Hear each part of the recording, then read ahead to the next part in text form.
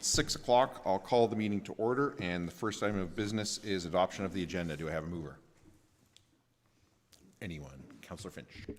Moved by Councillor Finch, seconded by Councillor Mitchell, that the agenda be adopted and printed as circulated. Is there any discussion? All those in favor? Opposed? That is carried. Having adopted the agenda, are there any declarations of pecuniary interest and the general nature thereof? Not seeing any. Do I have a mover to adopt the minutes of the previous meeting? Councillor Finch. Moved by Councillor Finch, seconded by Councillor Mitchell, that the minutes from the February 4th, 2026 council meeting be adopted and printed as circulated. Is there any discussion? All those in favor? Opposed? That is carried. Nobody submitted for the public comment period, so we're going to go to item 6, public meetings and drainage meetings. And can I have a resolution to move into a public meeting regarding a planning application? Councillor Finch.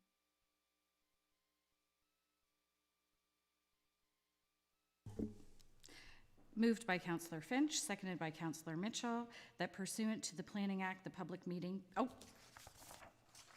Moved by Councillor Finch, seconded by Councillor Mitchell, that the council meeting be adjourned at 6:01 p.m. for the purpose of holding a public meeting pursuant to the provisions of the Planning Act. Is there any discussion? All those in favor? Opposed? That is carried. And I will turn it over to Planner McDonald for minor variance application A19-25. Thank you, Mayor Ryan. Good evening to council, staff, members of the public joining us here this evening. The first application before the committee, A19-25, affects a property located in the north end of the township on the east side of 31st line between Road 92 and Road 96, as generally shown on the screen before committee at this time. In this instance, the applicants are seeking one area of relief as it relates to the township zoning bylaw, and that being the section which relates to the minimum distance separation requirements. For the committee's information, MDS is something that is required to be followed for the erection of new barns and manure storage facilities, as well as new sensitive uses in close proximity to those other agricultural uses. In this case, the applicants are seeking relief due to the fact that their separation they're required to meet is effectively what's referred to as a doubling distance between their property and the proposed barn location shown in blue, and the rec zoned property located on the west side of 31st line as shown at the top of the screen there. The report details the various areas of relief as they relate to the actual dimensions that they're seeking relief from, the 800 meters required and the 363 meters that are being proposed to be provided. The report also outlines that when we're assessing these, we need to look at alternative locations where they may be more compliant with MDS or fully compliant with MDS. We need to look at, when we're assessing a minor variance application, the various tests of a minor variance application. In this case, staff are of the opinion that it does not meet the tests of being minor in nature, as outlined in the report. As a result of circulation, there were comments received from Southwestern Public Health in this instance. They did not have any objection to the application, but really just provided comment advising township staff and planning staff that there is existing rec uses occurring on that rec zone property on the west side of 31st line, which staff are aware of and the applicant is aware of. And most importantly, I would really highlight for the committee that when we're considering MDS setbacks and relief from them, as a department, we do tend to be more favorable when it comes to being supportive of agricultural operations and locating, whether it's an expanding operation or accommodating a new barn or a manure storage facility. In this particular instance, the applicant is not able to, and plate number 5 on the report will show this for the committee, the applicant is not able to meet MDS anywhere on their subject property. So the blue, what we'll call a sphere of influence, is shown. That dot starts at the property line of the rec zoned property and then just shows the fact that the subject property outlined in red actually could not accommodate a barn that would be capable of housing, in this case, up to 900 hogs. So we include that for the committee for your consideration. Planning staff are not in a position to be supportive of the application before you tonight. However, I would just really like to reiterate that the challenge that is posed by properties with recreational zoning and non-agricultural zoning within the agricultural area really hinders the ability of livestock operations and normal farming operations to continue to grow and expand. So MDS is an imperfect system. However, tonight I'm not going to be recommending support of the application. If the committee chooses to support the application, I would just highlight the importance of ensuring that within the agricultural area, first and foremost, agricultural uses are what are permitted and what our policies and our official plan are supportive of. Happy to take any questions, and I know Scott Matheson is also in attendance to answer any questions that the committee may have. Thank you. Thank you. Questions from the committee for the planner on the report? Councillor Mitchell.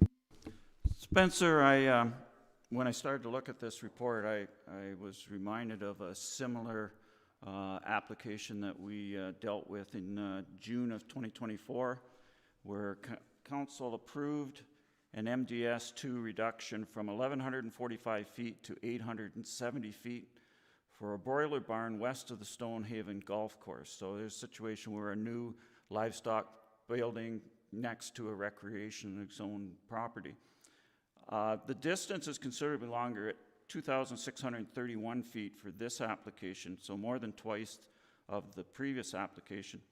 Is that because of the hog barn, proposed hog barn is 257 nutrient units, whereas the broiler barn was only 96? And when you put those numbers into the calculations, is that why you come up with such a further distance? Through the mayor to Committee Member Mitchell's question, that is accurate. So an application, if it's 257 nutrient units and a previous application you're referring to is, less than half that number of units, yeah, that effectively dictates the distance that MDS requires. So hogs do generate the largest buffer, the largest sphere of influence requiring the greatest setback. It also takes into consideration the type of manure storage. So in-floor slatted floors within the barn will have a lesser distance than an open, uncovered manure storage facility, for example. So in this case, yes, it is a substantial distance, given the fact that we're looking at a barn that's capable of housing up to 900 hogs, as opposed to something which, if it's housing chickens or poultry or otherwise, dairy, for example, generate much smaller distances because they're apparently less smelly. Any other questions? Is the applicant here and do they wish to speak to their application? So when you come on up, just make sure that red light is on when you, before you start talking. Good evening, members of council and Zorra staff. My name is Scott Matheson. I farm with my brother Ian as RM Matheson Farms and Pritchley Wood Farms. We are currently in need of replacing our existing sow barns within our swine operation. Our current barns are nearing 30 years of age and have served their purpose well, and we need to replace them to meet the new regulations for open pen gestation, which essentially means that the sows cannot be in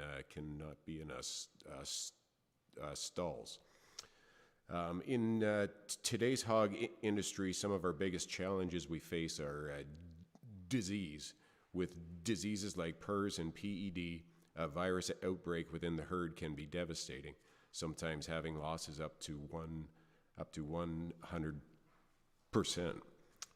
This property that we are discussing was ideal for us as it is on a low traffic road with less chance of passing truck traffic carrying pigs. The area is also protected by surrounding woodlots. Prevailing winds don't blow in air from other pig barns. The building site we have chosen sits over a hill, hardly visible from the road, and set back in from the road approximately 370 meters. We were unable to build further back on the property because of an existing municipal drain. For the same reasons that it is an ideal building location for biosecurity, we feel that it is also a good location for low impact to the existing neighborhood. The manure storage for this barn will all be covered as it is located underneath the barn. Forest Hills is located northwest of where we plan to build the barn. Located between the proposed barn and Forest Hills is about 330 meters of densely populated evergreen trees. This environmental feature, paired with the direction of prevailing westerly winds, leads us to believe that any impact to our neighbors would be absolutely minimal. We approached the owners of Forest Hills Private School to see if they had any objections. We explained what our plans were, and they agreed that the building site would not have any impact on their property.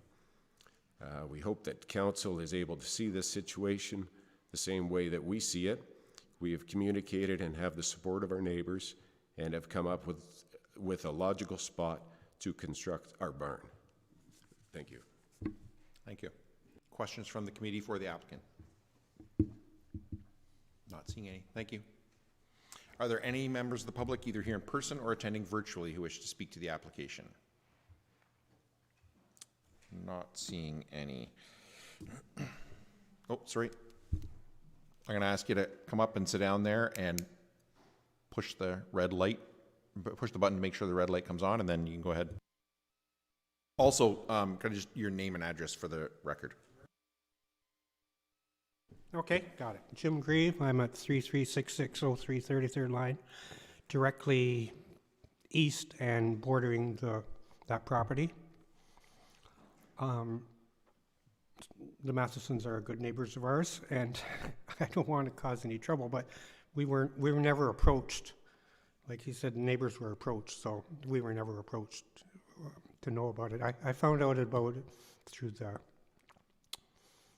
notice of this meeting. So my other question is the manure. I'm glad that they're talking that it's going to be covered. Will the acreage be sufficient for that, or is it combined with their other acreage to take the bulk of the manure away? So in short, my answer is that this council can't answer that. Nutrient management is under the purview of the Ministry of Agriculture and not this council, so we don't have any. I just wonder if Scott does know that, so. Okay. That'd be between you and him. Okay. Yeah. Are there any other members of the public who wish to speak to the application? Not seeing any. Do I have a motion from the committee? Councillor Mitchell. Moved by Councillor Mitchell, seconded by Deputy Mayor Gregg, that the Township of Zorra Committee of Adjustment approve application A19-25 submitted by Pritchley Wood Farms Limited for lands described as Lot 27 and Part Lot 28, Concession 2, West Zorra, and municipally known as 316632 31st Line in the Township of Zorra as it relates to 1. Relief from Section 7.2.1, minimum distance separation requirements for livestock barns and structures to reduce the minimum distance separation required to the nearest Type B land use recreation zone property located at 31662 31st Line from 802 meters, 2,631 feet to 363 meters, 1,191 feet to facilitate the construction of a new livestock hog barn. Councillor Mitchell, as the mover, do you wish to speak to that? Yes, I would, and I went through and made some pretty extensive notes here, but some of it's already been covered by both Spencer and or Scott, so I'll try not to be too repetitive. What I looked at was in the report under section 10.3.6, it talks about when we can consider a minor variance application. The first point was the objectives and policies of the official plan can be met if the minor variance is granted. And the only thing I could find in the Oxford County official plan, and Spencer referred to it, that a priority of item 2.1.3 was preserve prime farmland for current and future agricultural production. Second point was the request for variance constitutes a minor departure from the performance standards of the zoning bylaw. And if you look strictly at the numbers, it is a departure, but it's only a significant departure because the other property is zoned recreational. There's no concern if there was just residential. The minor variance application would be for about 124 feet. We have approved sizable reductions in the past, including the one that I asked Spencer about, and there's a lot more factors to look at than just straight numbers. Third point is the general intent of the zoning bylaw can be met, so I looked at bylaw 35-99, and this property meets all the criteria of A2 zone for farmland. There's no limit in there for the barn size or total nutrient units. As long as there's sufficient manure storage, which there is in this plan, and as long as it meets with the nutrient management plan, which they're required. Point 4 was whether the variance is desirable for the appropriate development of the land, and I maintain that it is. It was a pig farm, and it will return to being a pig farm, even though with a farm with latest technology, and as Scott referenced, the latest in animal care. Point number 5 are there constraints, and both Spencer and Scott have talked about the constraints that in order to meet the mandated distances, it's not possible on that farm, primarily because there's a municipal drain. You can't build a barn on or near a municipal drain. Part number 6, where alternative designs to the proposal are clearly not feasible or appropriate.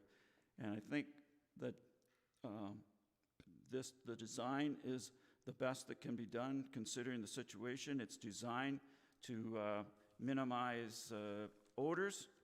And Table 5 of the provincial MDS document says that the direction of prevailing winds, surrounding topography, and presence of trees, berms, or other screening are not part of and not intended to affect the calculation of MDS setbacks. However, these and other similar elements could be considered in applications to vary or reduce MDS setbacks where appropriate. So, according to Table 5, or that is item 42 actually of the MDS document, but Table 5 in the document says that storage odor potential for liquid manure inside underneath a slatted floor is rated very low. It's the lowest rating that you can have because the winds cannot get at the manure when it's underneath the barn.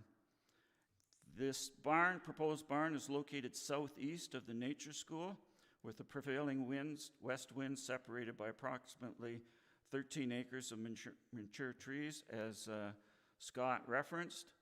And according to the MDS document, trees are one of the things that can be considered.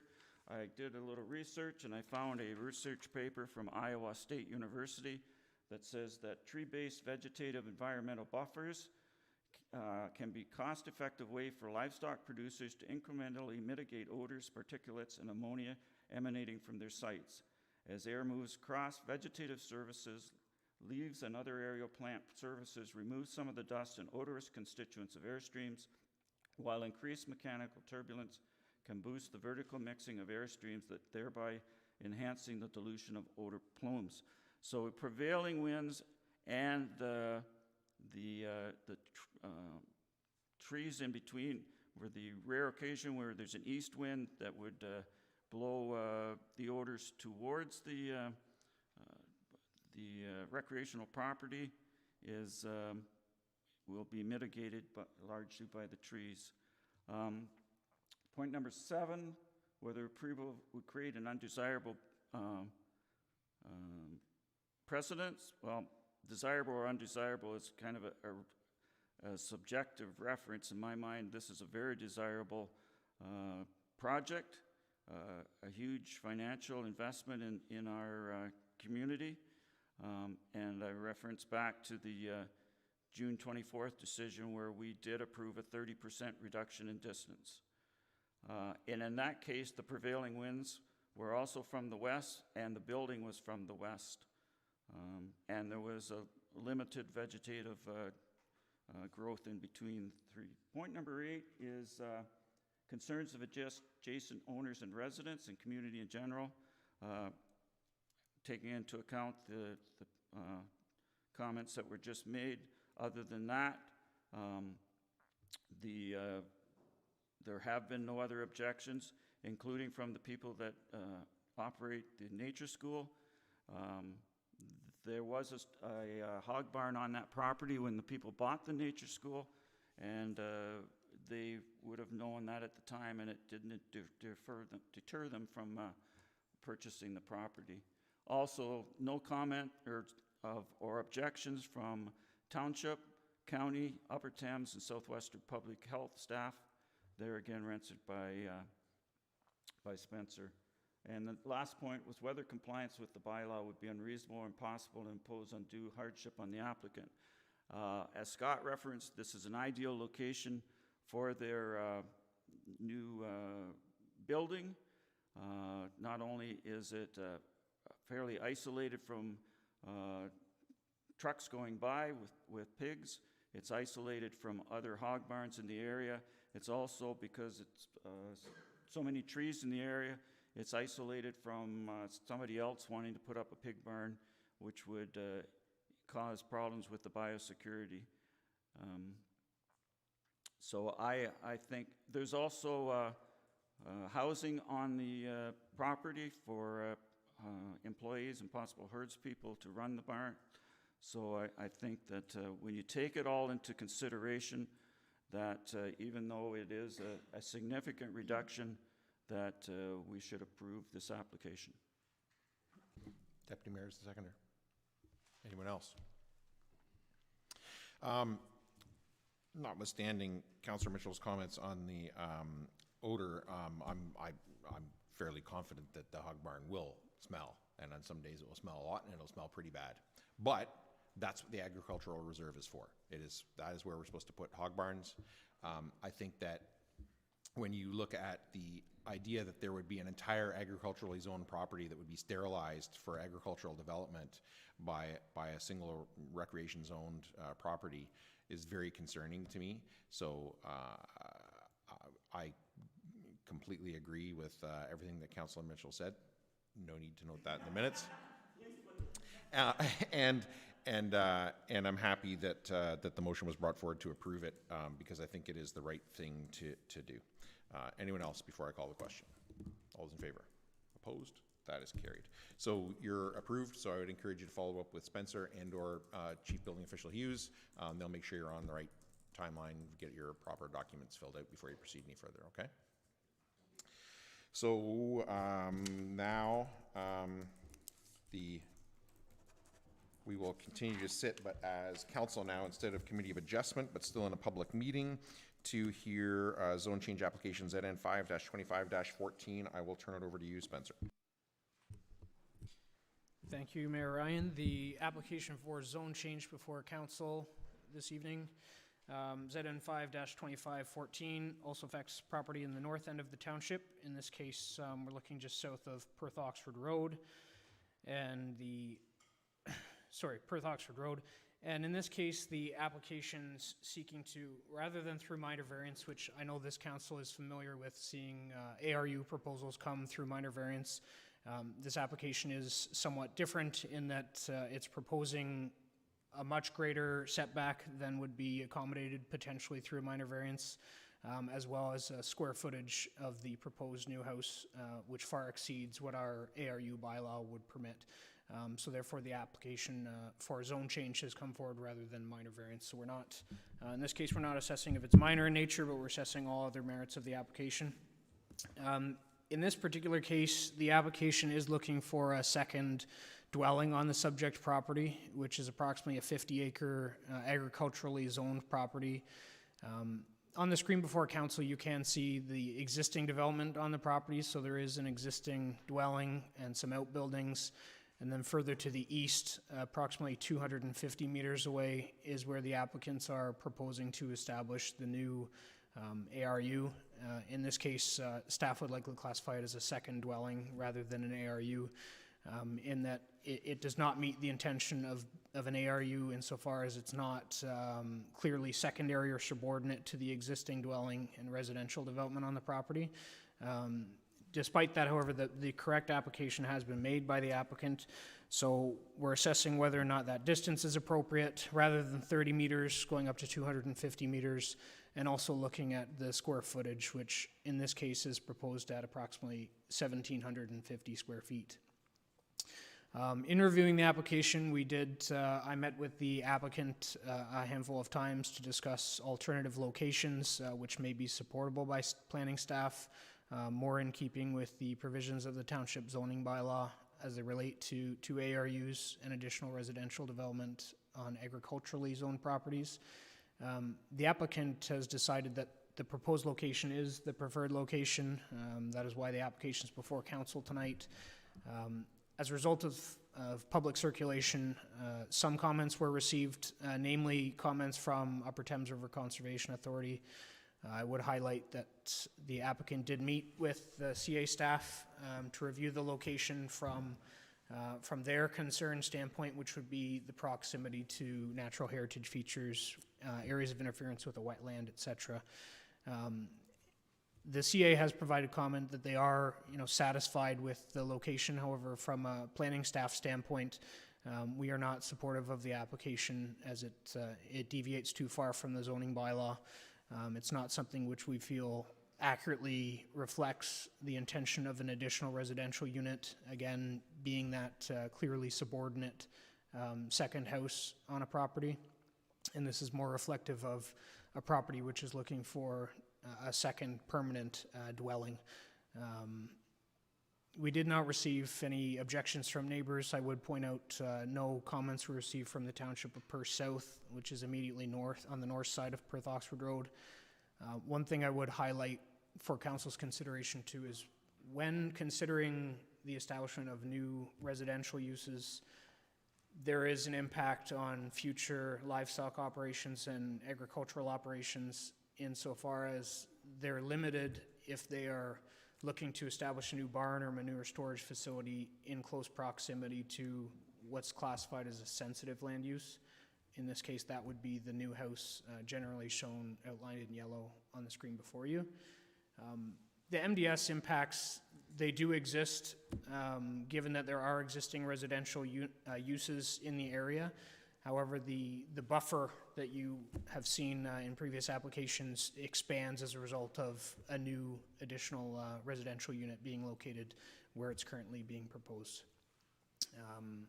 We are not supportive of the application tonight, but I'm happy to take any questions council may have, and I would highlight that Mike Hish and his agent are also available to do the same.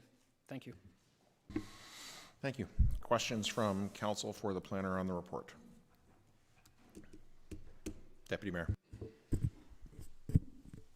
You mentioned in your presentation of the report that alternate locations on the property for an ARU dwelling had been discussed with the applicant and could potentially be better supported by staff. Were those closer setback locations from the primary dwelling all within that envelope that the primary dwelling and accessory structures are located, or was there any discussion of or benefit of a different location within that parcel of land on the far side? Through the mayor to the deputy mayor's question, the applicant and I discussed a number of alternative locations. I had made it quite clear that from a planning staff standpoint, the most supportable is certainly within the existing built-up envelope, being as close to that 30-meter setback as the bylaw permits. We did look at some alternative locations, I would say closer west of the proposed location, closer to the existing development, but still in that kind of U-shaped cropped area. The merits don't change all that much from a planning standpoint. If you're taking agricultural lands out of production further to the west or further to east, it doesn't really make a whole tremendous amount of difference really in this case. So I think ultimately the application before you is based on the fact that the applicant The applicants, to their credit, they met with planning staff numerous times to present the application they felt best reflected what it was they wanted, while understanding that planning staff were not in a position to support that. But more specifically to your question, the focus of alternative locations would certainly be in that existing cluster where the existing detached dwelling and outbuildings are. Any other questions for the planner? Councillor Stewart. Just, Spencer, just wondering if it came up in discussion with staff. Usually when we have these ARU applications on rural properties, there's a discussion about emergency response. And most of the time we see shared laneways and a close proximity of houses. In this case, there would end up being another property, another address in between two houses on the same property. So how would that be rectified, just to avoid confusion? At the end of the day, there could be 4 houses in a row here, 2 of them sharing the same address. Was that discussed internally? Through the mayor to Councillor Stewart's question, when we're looking at detached ARUs, as staff, we do have this discussion around municipal addressing and how that would work, and whether it gets assigned an A and a B, if there are. And to be frank, we continue to work with emergency services on that protocol and that system to find the best path forward. As a result of this application, there was nothing that came up from emergency services staff or from the county from a road standpoint, or the director of public services with respect to sight lines. Whether it's township or county road, we look at all those things and do consider them. There was no concern raised with respect to emergency access or emergency services. Any other questions for the planner? Not seeing any. Does the applicant wish to speak to their application? Yeah, I'm going to have John Zimmer speak on my behalf. Okay. The red button's on already? Okay, good evening. My name is John Zimmer, and I'm representing Keith and Diane McIntosh, the current owners and residents of the property. With me is their daughter, Melissa, and son-in-law, Mike Hishon, who will be the occupants of this dwelling if it's approved. The McIntoshes have lived and maintained a small-scale family farming operation on this property for the last 36 years, raising various types of and breeds of livestock. You might know them for their top-tier Clydesdales, which they have bred and shown from this property. The reason for the zone change is to permit a detached additional residential unit, ARU, and family home for the daughter and son-in-law. The move back to the farm would allow the daughter and family to continue that family farming activity, as well as provide care and support for the McIntoshes in the future. In addition, they are considering expanding that operation with some kind of small organic gardening operation. We were asking for a special provision to increase the maximum distance between the ARU and the original dwelling, and also to permit an increase in the gross floor area. Our rationale and justification, number one, regarding the maximum distance separation, we look at the 2024 PPS, or Provincial Planning Statement section, 4.3, which requires municipalities to protect prime agricultural areas for long-term agriculture uses, and we recognize that. The zoning bylaw, which is more at the county level and your level,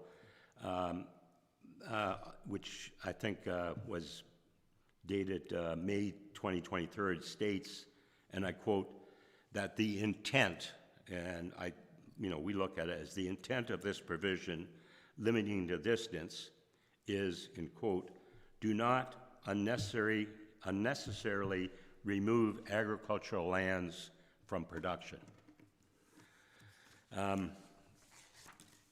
So let's look at the current site plan with the proposed ARU. I guess you've got it on your, or can you put it on your map? If you look at the property, you'll see on the street level, there's the main house, which is to the left of on the left border of the property facing the road.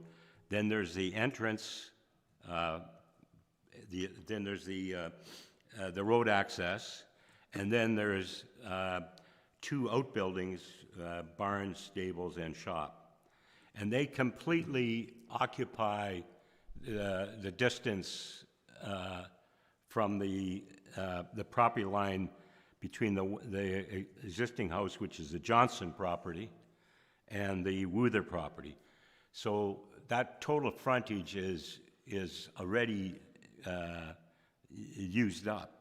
Then immediately behind there, you'll see a dotted line on this plan, and it's designated as fenced pasture.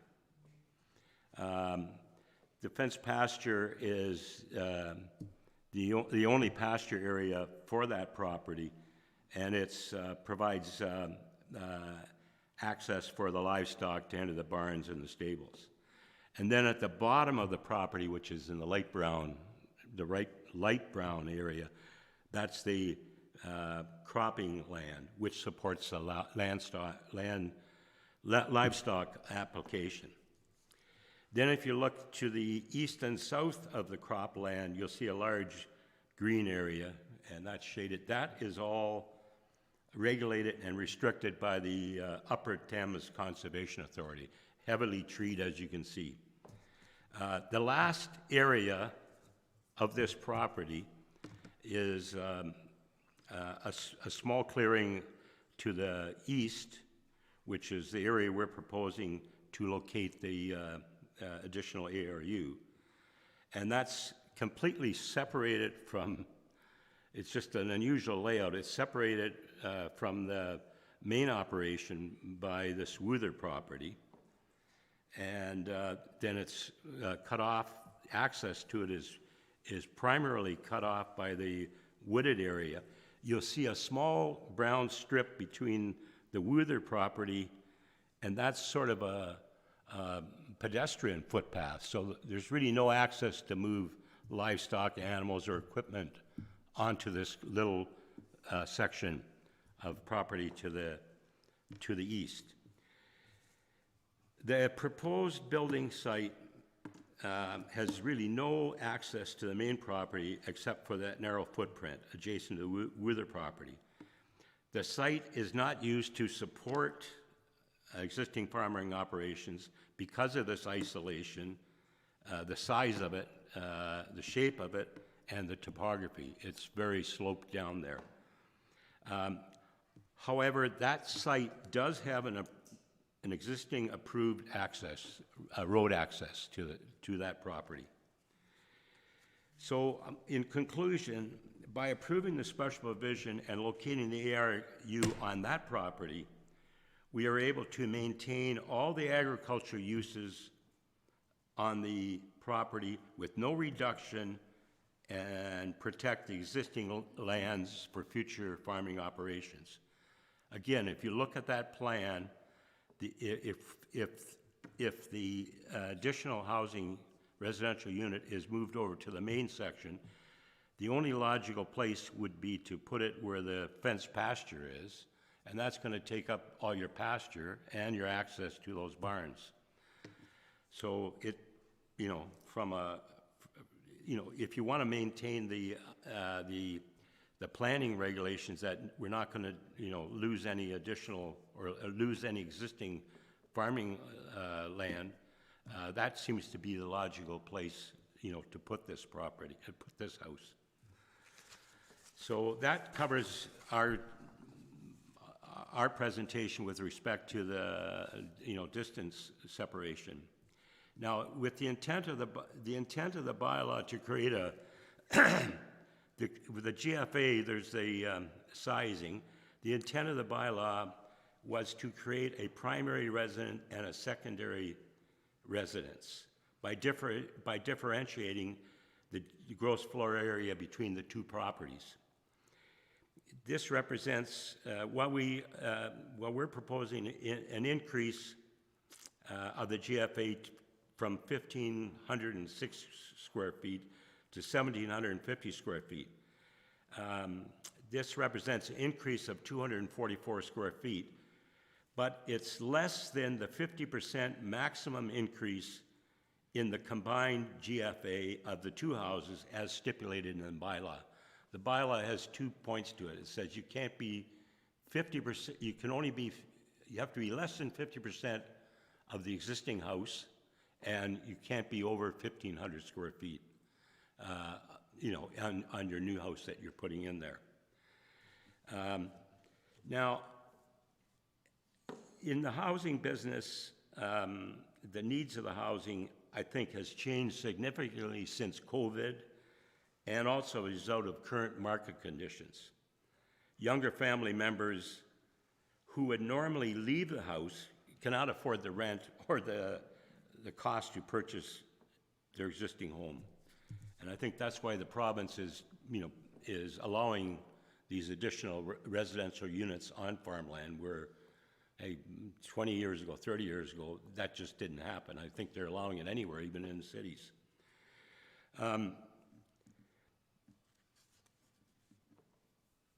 As a result of this, as a result of these new trends have occurred in the use for housing. Number one, more people are working at home. Both Melissa and Mike work from home, either in a full-time or part-time capacity. Now, this work provides additional income, which is commonly required to support these kind of small family farming operations. The other thing that's happening is children are living at home longer because of the affordability issues. Sometimes well in their 20s and 30s. I mean, some parents are wondering when they're ever going to move out, if they ever do.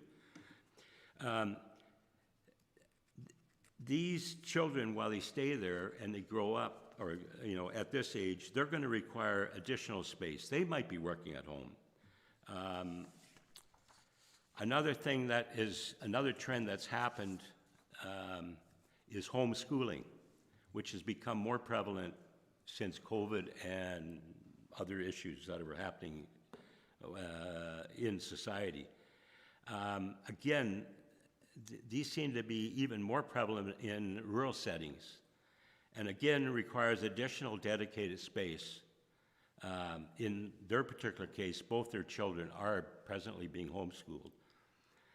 The conclusion that I come to is based on these changing marketplace, and then we have the general comments from your planning staff in the report, that the proposed GFA of the dwelling is not their primary concern. So we feel that the increase in the GFA is a minor variance and should be approved. My general conclusion in summary, to date, we've had no objection from neighboring landowners. No agencies have raised an objection.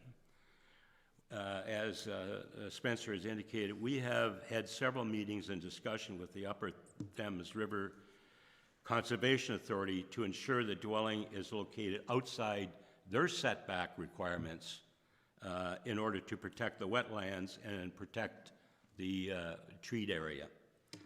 So based on these discussions, the authority has no objection to our application. With respect to your application, I'd also like to draw the committee's attention to an application for a zone change, Z5-20 5-05, Brenda Murray.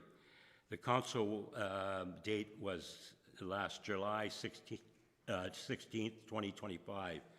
In this particular case, the application was somewhat similar to ours, and they requested an increase in the GFA and an increase in the distance separation. Based on these on their presentation, both their variances were accepted and zone change was approved by this council. So accordingly, our application would not set, which I know is always a concern to members of council, would not set a new precedent.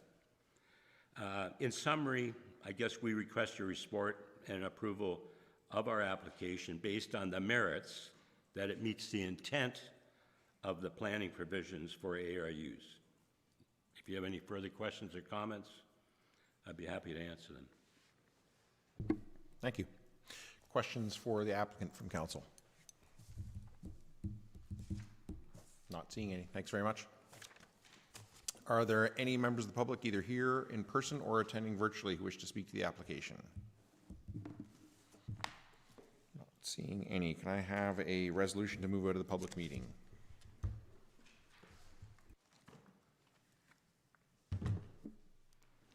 Moved by Councillor Finch, seconded by Councillor Mitchell, that pursuant to the Planning Act, the public meeting be adjourned at 6:45 p.m. and the regular meeting of council be called back to order.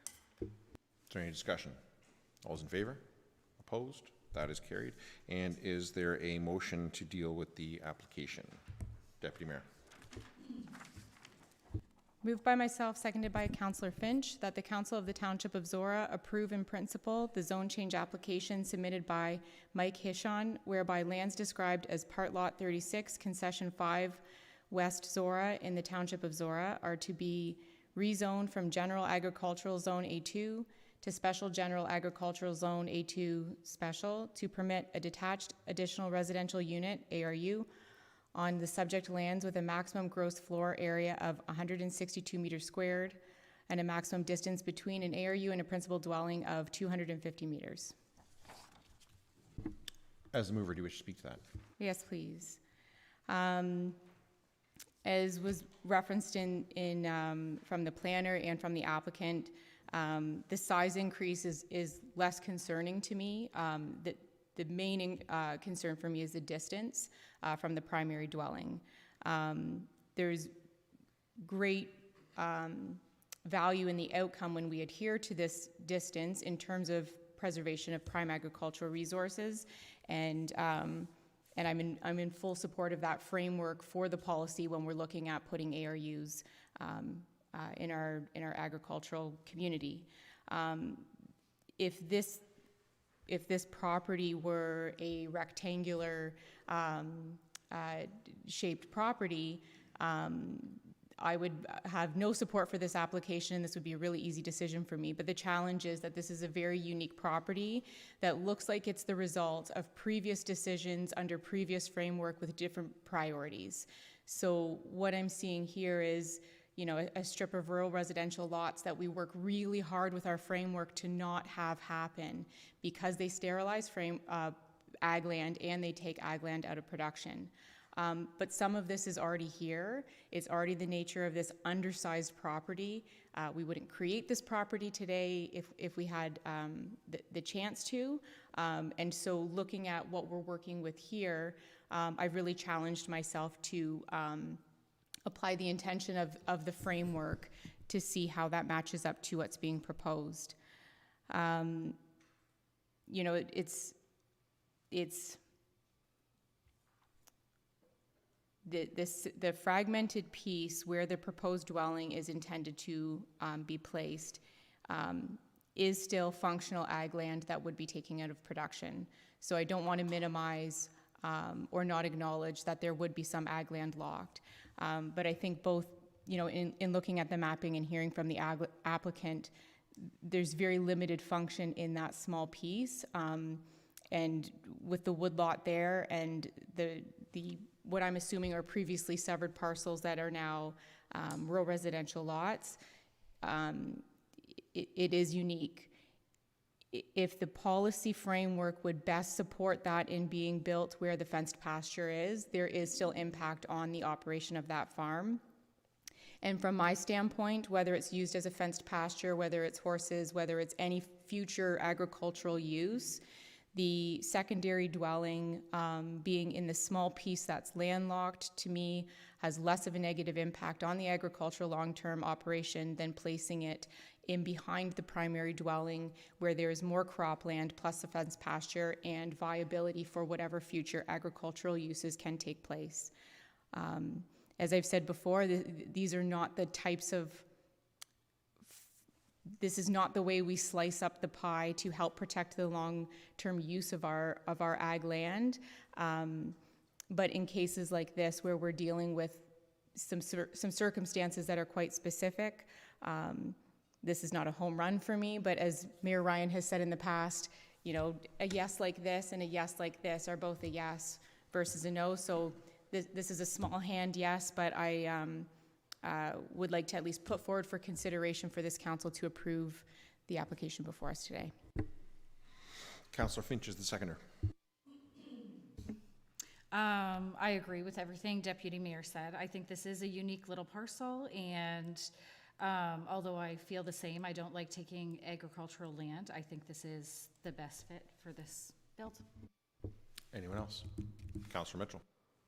I'm going to speak against the motion and go along with the recommendation from planning. This property would require, this new house would require a separate driveway, a separate well, separate septic system, and as the question earlier, very likely a separate 911 location. And none of those meet the criteria that we established for an ARU. The reason that we brought ARUs as a form of housing was to increase the amount of housing available without impacting loss of farmland, and I recognize that loss of farmland in this property will be minimal. I do think by looking at Plate 3 that locating the potential ARU in what is now the fenced pasture would actually take less acreage out of land, farmland out of production. My concern more is that the impact on the property on the other side of the road, that by moving the ARU or building as far as it is proposed to be located, would sterilize that entire farm property on the north side of the road for any future development for livestock buildings. So it is whenever possible, regardless of what the recommendation is, I try to support what people want to do with their property. But I think this one just pushes the exceptions too far for what I can support, so I'm not going to support the motion. Anyone else? Councillor Stewart.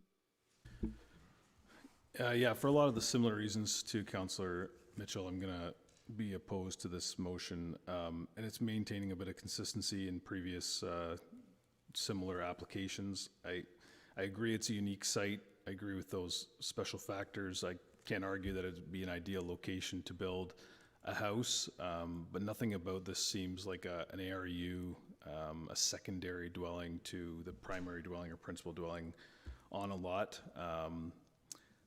Similar comments as I made in applications like this before is whether it costs extra money or it is more of a headache or it impedes the view of the backyard of the primary dwelling or principal dwelling. That's not part of what I'm assessing. I'm assessing whether this is an appropriate deviation from where, or even classification of something as an ARU. So there's previous ones referenced applications that were passed, and I was opposed to them as well. We've turned down applications where a secondary laneway and a new house adjacent off of a road was proposed, and those applicants went to a different solution where they built in the backyard of the principal dwelling, which is exactly what I perceive the intent of the ARU to be. So I will be opposed for those reasons. Anyone else? Largely for the same reasons that Councillor Stewart and Councillor Mitchell have outlined. Again, no need to note that in the minutes again. I can't support this, but I struggle with it because it is a genuinely, as the applicants noted, it is a genuinely unique property. And I've spoken in favor, strongly in favor of other unique properties where there was an ARU, and even before we officially had ARUs in our zoning bylaw, the equivalent of, again, in the situation of unique properties. But for the reasons that Councillor Stewart and Mitchell outlined, there are other possible locations that wouldn't require the additional laneway and everything that goes along with that, but also the MDS primarily across the road to the north, that there is, as the deputy mayor pointed out, there's like a little string of houses here that for whatever reasons it's there. We would be adding to that and further sterilizing land by reduced MDS for future agricultural development in the agricultural reserve. So similar analysis to the deputy mayor, it'll be like a small hand against, in this case, for the reasons that I outlined. I can't support it. Anyone else before I call the question? All those in favor? Opposed? Motion is defeated. So the motion to approve is defeated. Procedurally, we still need a motion to deal with this application. Councillor Stewart?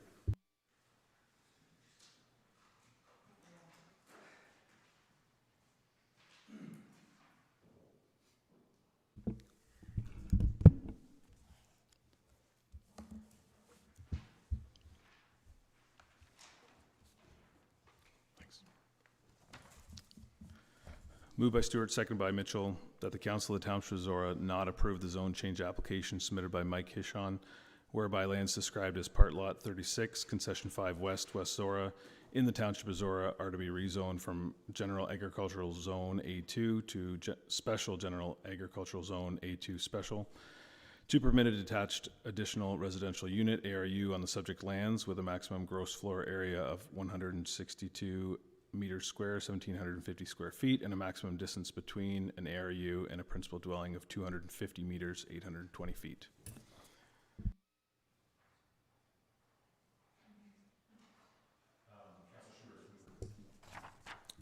Councillor Mitchell is the seconder. No, nothing to add to what I already said. Any other discussion?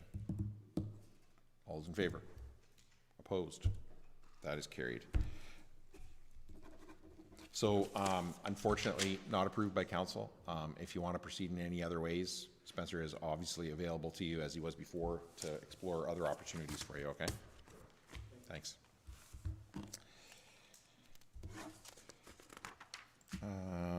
Item 7, Delegation 7A63, Robert Hogg, Severance Condition.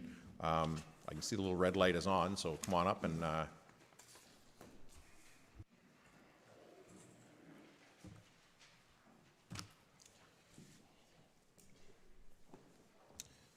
Mr. Mayor, council members, thank you.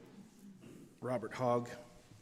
I'm here regarding the condition of severance that has been attached to the severance that we've applied for at 742871 Road 74. And I understand here, even before the meeting gets started, that Councillor Mitchell came to me and said that there was nothing you as council could do to help me out in the matter, other than the fact that if I was to go back to land use, that I would have your support, if that's correct in that statement. So let me just go back. I was here on that, the motion, the ruling on residential zoning, rezoning on that property, December. At the end of that meeting, Mr. Mayor, you asked the planner if there was anything I could do to go back, because I pleaded my case at that time, and I know it wasn't on the agenda, so I understand that, we couldn't discuss it at the time, and that's why I'm here tonight. So it was under the planner's advice that either go back to land use or the building inspector. Okay, so we get through Christmas and things like that. Back about three weeks ago, I came down here, I met with building inspector, went into the room, had a discussion about things and that, and so we talked about various things around the area and kind of what's been going on in that, and I mentioned some stuff. So there's a property right across the road from me. I'm at 195345 is where my principal residence is. There's just down the road at 195332. So we're pretty close, right? On the same highway, 19th line. It's my understanding that, and it's been a number of years, it's maybe 7, 8 years ago, that in both, so the current landowner and myself, we've had to go through the same process to come up with an excess dwelling for severance, okay? So that's 200s that butt each other, we join them as a 200-acre parcel, then we have an excess dwelling, and so what I'm getting at here is the fact that, 7, 8 years ago, and I'm not sure how long the planner's here, maybe he wasn't even involved with that. The only person that would be, and I know probably a number of you people wouldn't be involved either, the building inspector would have been the only person, say, that is associated and has been here maybe the longest. All right, so I spoke to the former owner and the current owner on that severance, and it's my understanding that they were given that severance with a former livestock operation, which I have as well, and that's the problem at my place.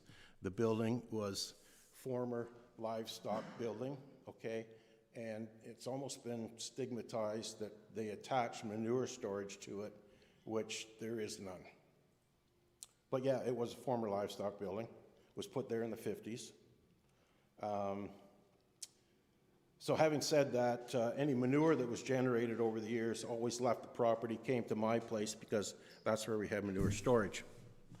The building inspector had come up and visited me, saw the building, walked through the building, took some pictures.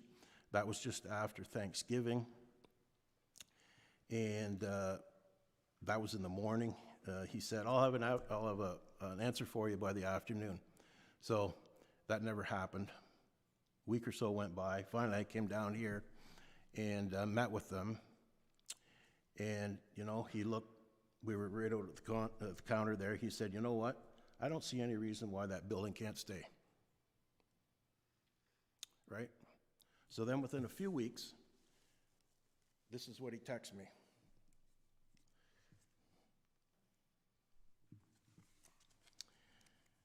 He says, Bob, had another meeting with county. Don't think we can justify keeping the barn based on the conversation. Feeling as if we start letting the barn stay, we will be setting ourselves up for all future barns to be not torn down. So when I was here a couple weeks ago meeting with them, I asked him about that place. And he said, well, I'd have to go back and look into the situation and what happened there. So when I met with them here like a week ago, I don't think he had followed through on that because he couldn't give me any concrete answers other than the fact, back to this comment here, was that if he allowed this, he's going to start getting slapped by the county. And I get that. My problem with the whole situation is that back 7, 8, 9 years ago, so we have 2 former livestock operations. My place has a separate driveway. The other one has a shared driveway, okay? He went up there and talked to them and basically, now I don't know the specifics, but basically made them change some things or remove some things to make that a non-compliant livestock facility, okay? Which he could have afforded me the same thing after Thanksgiving. He was in the building, okay? He could have come out there and said, hey, there's a few feeders in there, there's a flex auger in there, there's a couple of heaters, there's a bin outside, okay? He could have said, hey, you get rid of all this stuff, and yeah, we'll let this go through, okay? But no, then this comes up, and there's been any time I've talked to him, I've even mentioned it to the planner about that, that property over there. It's been very, very quiet as to anything that's gone on. And in fact, the inspector, it kind of surprised me in the fact that he was almost oblivious to the fact that those buildings were still there. Right? So, you know, here we've got two former livestock operations. You can see one from the other, and vice versa. And mine has a separate driveway. That's a shared driveway. They were able to do a few things to make it non-livestock compliant. They use it now for straw storage and equipment storage, which is exactly what I do. So my livestock barn that has been out of livestock for at least 15 years has been nothing but storage. And yet I'm being penalized from, you know, something here. That's for me right now, demolition on that building is a $40,000 bill.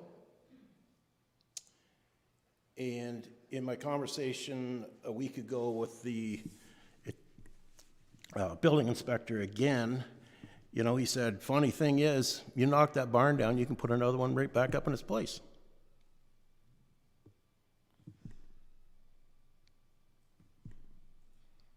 So that's, you know, that's why I'm here.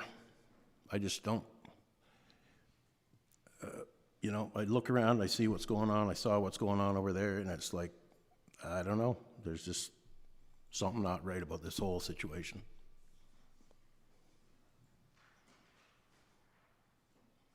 Having said that, too, I would ask the planner, if I don't mind asking him a question. I went through the proper protocol to be here tonight. Conversation with Maggie. Within 2 hours of me submitting my delegation request, I had a call from the planner saying that there's nothing that you guys can do for me here, that what the county says is cut in stone, and that basically I shouldn't even be here tonight.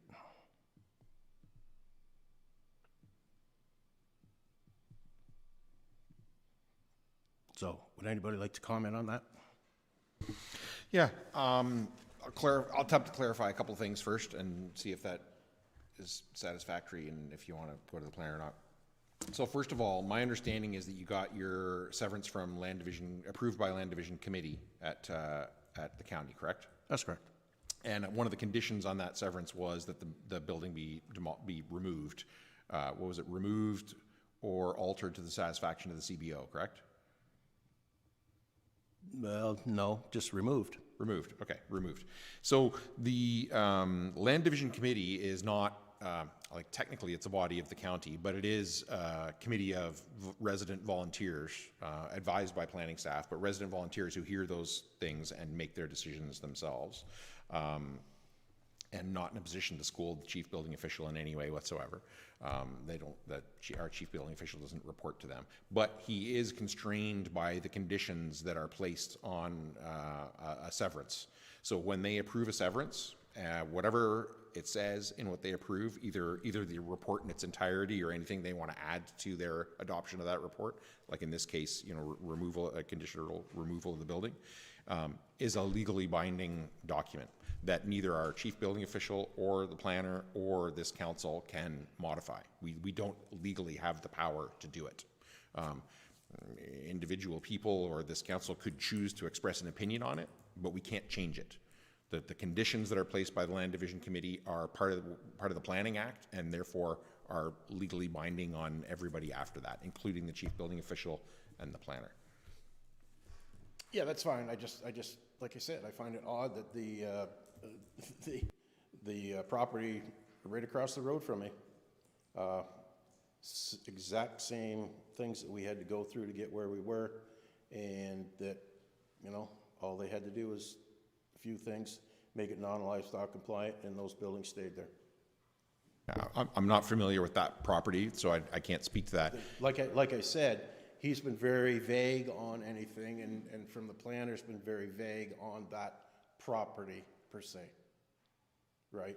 And I know the planner would go, okay, well, go up the road to the same property owner across the road, and there's a pig facility there that, you know, condition there was in order to get another severance up the road, which has just been approved, and then we just got approval on a change in lot size. Okay, so condition was to take the pig barns down. And I get all that. That's an easy fix. And why would they jeopardize everything that they've got going on within the county and the township with multiple properties and houses and things like that? They're not pig farmers. So it makes sense for them to knock that building down into the pit, light a match, and let her burn. Okay? A little different for me. So this isn't just a simple pole barn, okay? This is a government-built building back years ago that got moved there. So for me, it's gonna be like I said, a $40,000 bill. And I know some people will question the fact that, okay, you chose to go that route, then you come up with the money, which is fine, okay? But at the same time, it's not bothering anybody. I use it for storage. The place across the road is used for storage. It's exactly the same thing. Just a few years difference in when things have materialized here. Yeah, and I can't speak to or defend decisions of previous councils and what they did or didn't approve, or previous land division committees and what they did and approve, or what the policies were at the time. But I would suggest if you want to pursue this, you're going to have to pursue it through land division committee. They're the only ones that can alter what they've approved or conditions that they've approved. This council can't make that condition of removing the building go away. We don't, again, within the Planning Act, we don't have the power to do that. So we can't do it. There's, you know, and it's not that we don't want to do it. It's irrelevant whether we want to or not. We can't do it. We could pass a resolution tonight that says that you don't have to remove the building, and yet you still have to remove the building because Land Division Committee acting in the Planning Act says that you have to remove the building. So you're going to have to pursue it with them if you want to not remove the building. Okay, I get that. I also, I guess, based on that, so if we are going by county rules, right, then it's in there on part of that condition is that I have 2 years to meet those conditions, not a few months as set out by the building inspector in this material here. Is that correct? I don't have your approval in front of me, but whatever is in your approval is what you are bound. No, I know. All I'm saying is when I came here in December, so, well,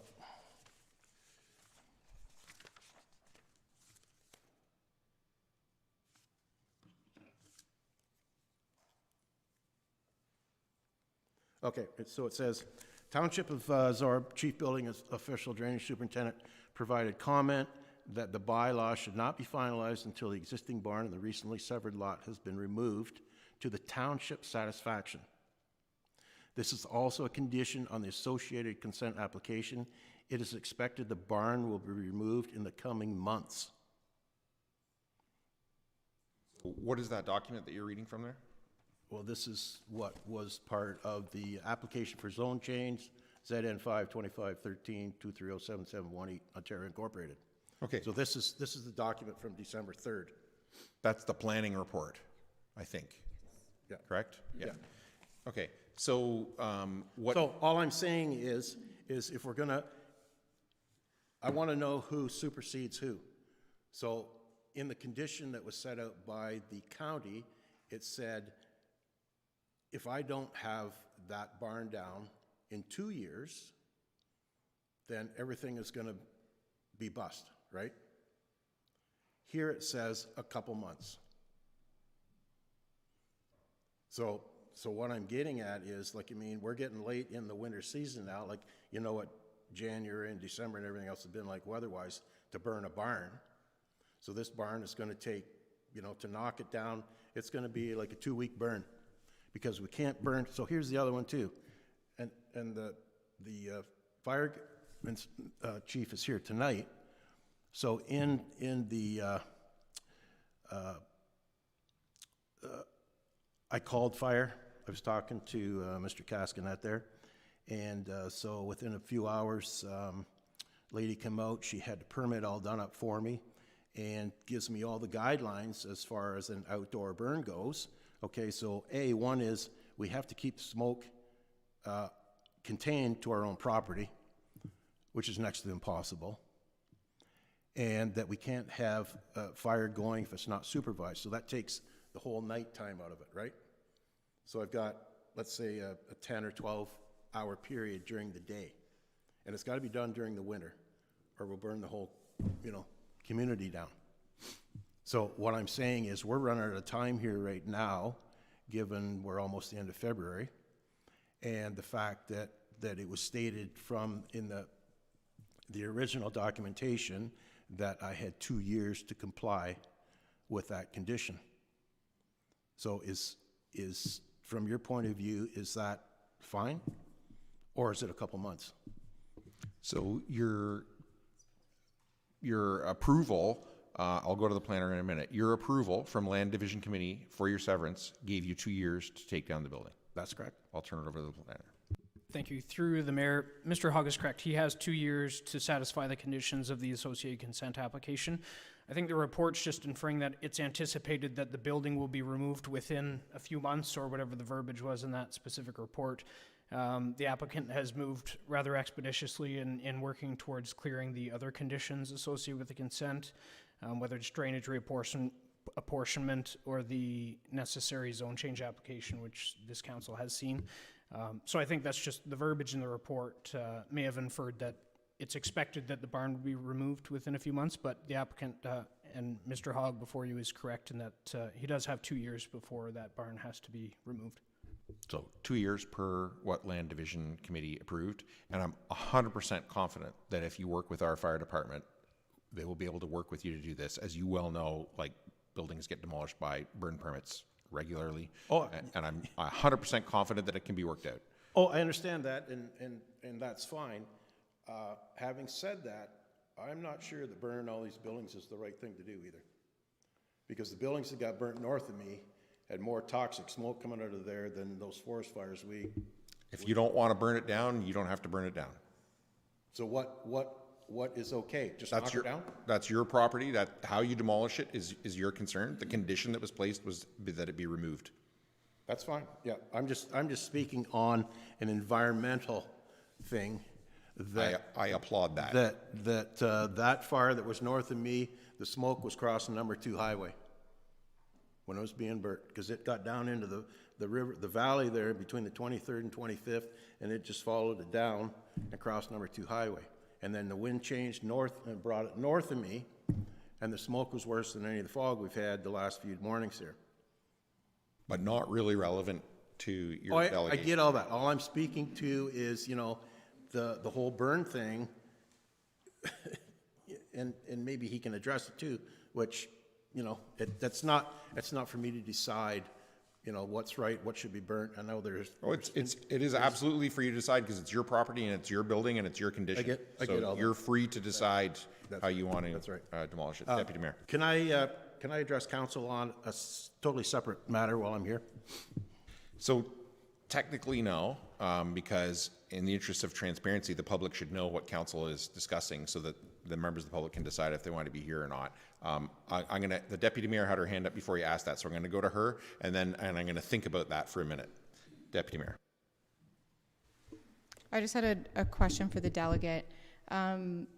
So in your initial process with Land Division Committee, where this condition was placed as part of the approval for the severance, was there opposition to this condition that was expressed at this time, and was that considered by Land Division Committee as part of their decision-making, or was this a concern that has come to you after the approvals have already been in place with this condition as part of it? Like, I understand. No, there was no appeal at the time.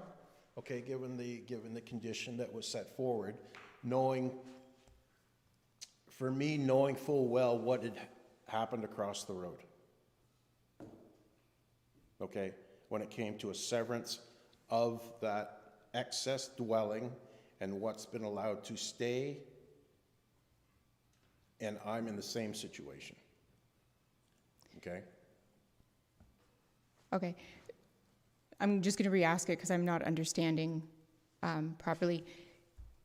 And maybe I've never been to land division and I don't know how the Planning Act defines that process, but assuming it is somewhat similar to Committee of Adjustment or how council considers zone change, there's opportunity for the applicant to have some questions and provide feedback in relation to the decision that's made. So I understand the outcome was that you had approval for severance, and part of the approval for the severance were several conditions, one of them being the removal of the barn. Were you concerned about that condition at the time, and was that voiced to Land Division Committee, and did Land Division Committee hear that and consider that concern, or was this concern something that has come to you after that entire process had closed up? That was not, I knew that was not spoken to county, okay? I didn't address that condition. Like I say, knowing full well what had happened and transpired a number of years ago across the road from me on that severance, and I thought that, okay, I can go to the building inspector here and get this situation solved, right? And let that building stay. Now, having said that, I would just as soon be the guy that not be told that I have to demolish that building, and that would sit okay with me. That would be a bonus.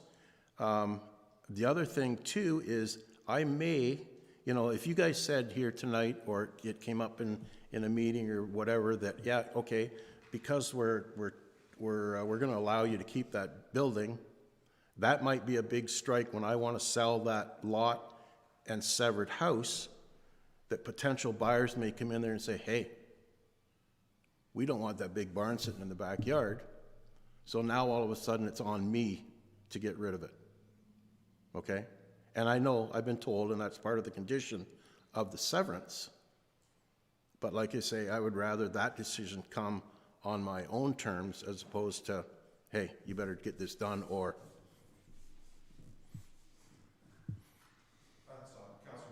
Sorry, Councillor Mitchell, then Councillor Stewart.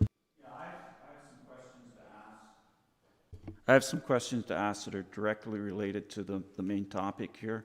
And if I could ask them of the applicant and one of the planner before you make a ruling on. Yes, but I am going to encourage council to remain focused on the idea that we technically have no jurisdiction here whatsoever to actually grant what the delegation is asking for. So, I mean, as long, I don't want to inhibit a resident's right to approach their council, but we're being asked to do a thing that we legally have zero power to do. So I would just encourage us to have questions in that context and try and move things along. Can I proceed? So, a few questions for you, Bob. And what I'm trying to get at is the suitability of this now building, which was formerly a barn, to house livestock. So the first question is, what's the approximate size that we're talking here? so it's 56 wide, and it's so the main building is 144 long, and then a few years after that was put there was a pole structure added to the end at 40 by 56. Okay. So the main building is a two-story building. Okay. Is there a separate well on your property to supply this building? No. No. Is there a separate hydro line running to this building on your property? There is, but it is a shared service, so given the fact that that property, that house and land is going to be severed, that hydro is going to be disconnected from that building. Right. So once it's severed, It's, there will not be any hydro, there is no water, there is no propane, that's all gone by the wayside. no functioning ventilation system? There are curtains on the barn that still operate, but fans haven't turned in 15 plus years, so I don't expect that they're gonna work. Okay. So, and if I may ask a question of Spencer, MDS is the topic of the night, and MDS did not apply to this building when the house near it was part of as a secondary structure on the farm. How does it apply at this point that there's been a rural residential lot created? Would there be any ability to put livestock in that barn, considering that's, I think, 150 feet from the house to the barn, now that they're two separate properties? Through the mayor to Councillor Mitchell's question, I think the understanding needs to be clear that this lot does not yet exist. Okay. So this proposed rural residential lot only gets created once the associated conditions of the consent have been finalized and cleared. Right. So MDS does have to be met because it is a building which was erected based on it being able to house livestock, so MDS applies to all livestock buildings. So therefore, in order to create the rural residential lot, that barn has to be demolished. If the barn's not demolished, then you can't create the residential lot. Okay. Is it possible to redesignate it as a storage? And if that's an opinion question that you don't want to answer, Again, through the mayor to the question, that question would be answered by building staff and not by planning staff. Okay. They would have their own set of requirements as far as what can and cannot be considered a non-livestock building if it was initially established as one. Okay, thanks, Spencer. Appreciate that. Councillor Stewart. That's essentially the question I was going to ask. You've been here twice trying to change the decision of someone else, and we're trying to help. So I just want to make sure you're clear on, and I don't know the specifics behind the Land Division Committee to go back and change a decision. So what input does the delegate need, if any, from the Township Building Department to assess whether the existing barn can be revised into or renovated in some way to be not a barn? As simple as that. So, and is there a process within the Land Division Committee to go back and judge, reassess an application based on, a revised use based on a renovation of an existing building? Through the mayor to Councillor Stewart's question. So there's two questions there. One, the Land Division Committee imposes conditions and they themselves do not clear the vast majority of those conditions. Those conditions are cleared, in this case, by township staff. So this is a condition imposed by the township, which the township clears and advises Land Division that that condition has now been cleared. So Land Division, frankly, will not have an opinion on whether or not it's capable of housing livestock, whether it is a livestock building or a storage building. That's not for Land Division to make an assessment of. They rely on township staff, in this case, building staff, to say whether or not it's livestock or storage and whether or not it's required to be removed. In this case, the condition reads that it's to be removed to the satisfaction of the township. So follow up. Are there times where their condition says removed or altered to the satisfaction of the township? Yes, there are, and that, in fact, is the wording that applies to this specific one. So Mr. Hogg may or may not be aware, but his lawyer actually attended the Land Division meeting and made a request that the wording be modified so that it read that it be demolished or altered to the satisfaction of the township. So the township building staff are aware of that and, quote unquote, to their satisfaction, have determined that the barn is to be removed. So Land Division did already accommodate the request to suggest some wording that provides flexibility, but the building department ultimately will clear that condition when they're satisfied. Sorry, could I comment to that, please? Sure, but I'm going to remind you again, we can't. I understand that, but to his point, he just said that your building inspector, who came and walked through the building, gave me no feedback whatsoever, which he just said he could to change the outcome of the situation. He didn't give me any feedback. He didn't say, get rid of the feeders, get rid of the flex auger, get rid of the tank, do this, and make it so it's non-livestock compliant. There was absolutely no, other than what I read to you, there was no and has been no feedback whatsoever on that building. So again, the approval that Land Division Committee gave you for the severance was conditional upon the building being removed or altered to the satisfaction of the CBO. So the CBO has made the determination that the building needs to be removed in order to satisfy the conditions of that severance. That's it. He can't remove that condition. So CBO being Mike Hughes? Yeah, okay. And so, okay, I'm no. I'm at a loss for words, to be honest with you.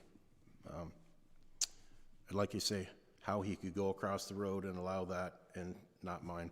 I just...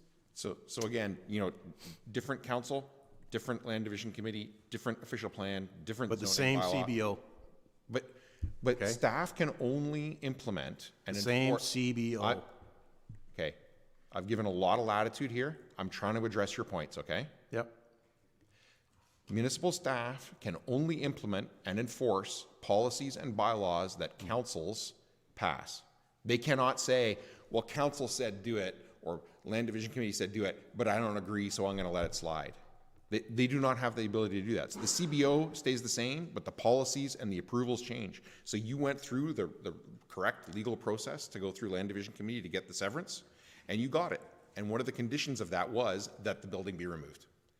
So staff are bound by that. That's fine. Legally. That's fine. He would be breaking the law and not doing his job, grounds for dismissal, if he just said, I'm going to ignore that condition and not do it, because he has to do it.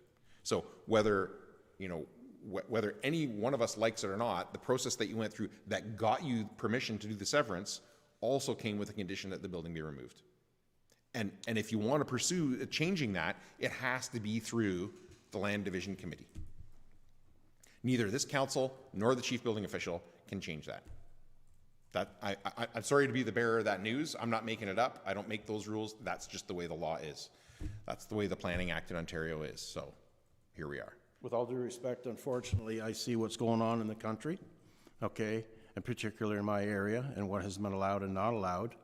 And I've talked to former council members and been, you know, filled in on stuff that's going on.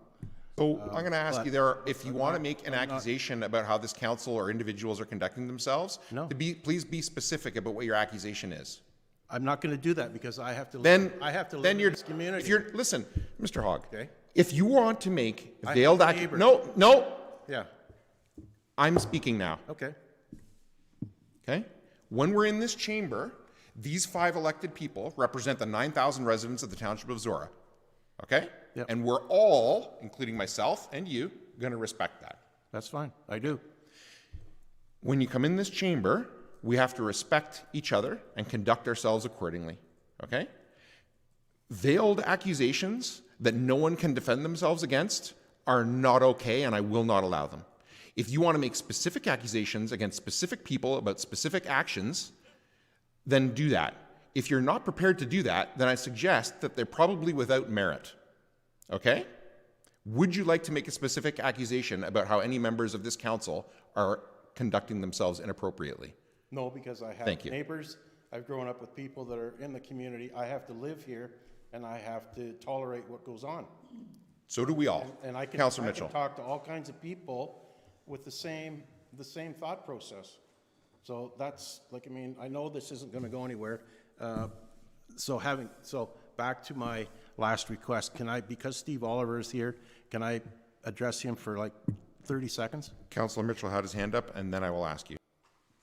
I have a motion to address the request from the applicant that I would like to move. If we can discuss that. I think we're starting to go in circles here.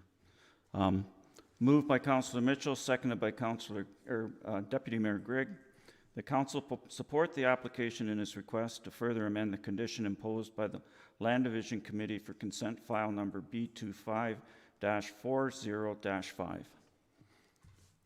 As the mover, do you wish to speak to that? Yeah, as I see the situation, the municipality considers this building a barn because at one time it was a barn. It did house livestock. In reality, it is no longer a barn.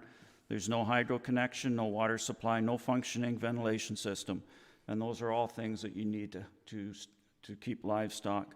The planner responded to my question about MDS, distance restriction, and that because of the close location from the building to what will be a rural residential lot at some point, once the conditions are taken care of, that there would be no ability to put livestock in there. It makes no financial or environmental sense to demolish this building. This type of building does not have any salvage value, unlike post and beam old bank barns. As we've talked about a bit, the probable way to dispose of it is to, with a high hoe and fire it, burn it up. And I realize it's been made perfectly clear that we have no power other than to make a recommendation or voice our support based on the fact that it just doesn't, it's logical to tear down a building that's being used for storage and then turn around and allow another building to be put up to be used for the same reason. So as I say, I realize that we have no legislative power here, but I just put this motion out here as if Mr. Hogg decides to appeal, whether that is to Land Division or to Township staff, that he would have the support from council on this issue. Deputy Mayor is the seconder. Can I actually ask that the motion be reread? I did sign it to second it, but Yes. I want clarity on whether our support is on the process or our support is in approving. Okay, the motion says that council support the applicant in his request to further amend the condition imposed by the Land Division Committee for consent file number B25-40-5. Okay, so I will not be in support of this motion. I think how we make decisions here is we are informed and we make decisions that are within our jurisdiction. This is a decision that's not within our jurisdiction. I respect that what Councillor Mitchell is doing is trying to help and support the delegate in the appropriate processes where the authority is. Having said that, I don't have reports in front of me. I don't have relevant information. It's not mine to consider. So in terms of providing support for a specific outcome, I do not feel like, not only is it not our place, but I do not feel like we are properly informed. We've heard some conflicting things here tonight, and I'm not comfortable taking a position on what does or does not happen with this structure in question. That's part of the condition from Land Division. Anyone else? Councillor Mitchell? I just want to thank the Deputy Mayor. Anyone else? All those in favor? Sorry, Deputy Mayor put her hand up. Sorry. Just one added thing, that's not to discourage the delegate from pursuing this. You know, if Land Division has an appeal process or you feel like they have not considered what you're looking to do, that those processes are there and available so that you can continue engaging with them. I'm just not in support of providing a council endorsement of a specific outcome. Councillor Stewart? As I understood it from the discussion, the condition imposed by the Land Division Committee was not strictly for the building to be torn down. So I'm confused by this motion because there's an option to the satisfaction of the CBO to keep the building in place and be modified. I support the idea that I don't want to tear down this barn for no good reason, but I'm confused why this is conflicting to me. I'm reading this and it says the condition imposed by Land Division Committee. The condition, as I thought we clarified it earlier, was that the building, for the severance to happen and go ahead, the building needed to be either torn down or modified to the satisfaction of the CBO. And that's correct. Through the mayor, to clarify Councillor Stewart's question, County Land Division at their meeting reads the conditions that are appended to the report. And the condition specifically that's being discussed tonight read that the building, the barn, is to be removed or demolished to the satisfaction of the township. There was representation at that meeting on behalf of Mr. Hogg, who requested at the time that that wording be amended. To be clear, township building staff were not at Land Division meeting to say whether or not they're supportive of this modified wording. And Land Division said, we will agree to your request to change this wording because, I mean, ultimately, it still rests with the building department to clear that condition. So Land Division can say, sure, or modified. The reality is, if the condition is not changed in the mind of whoever imposed that condition, then it's still to be demolished.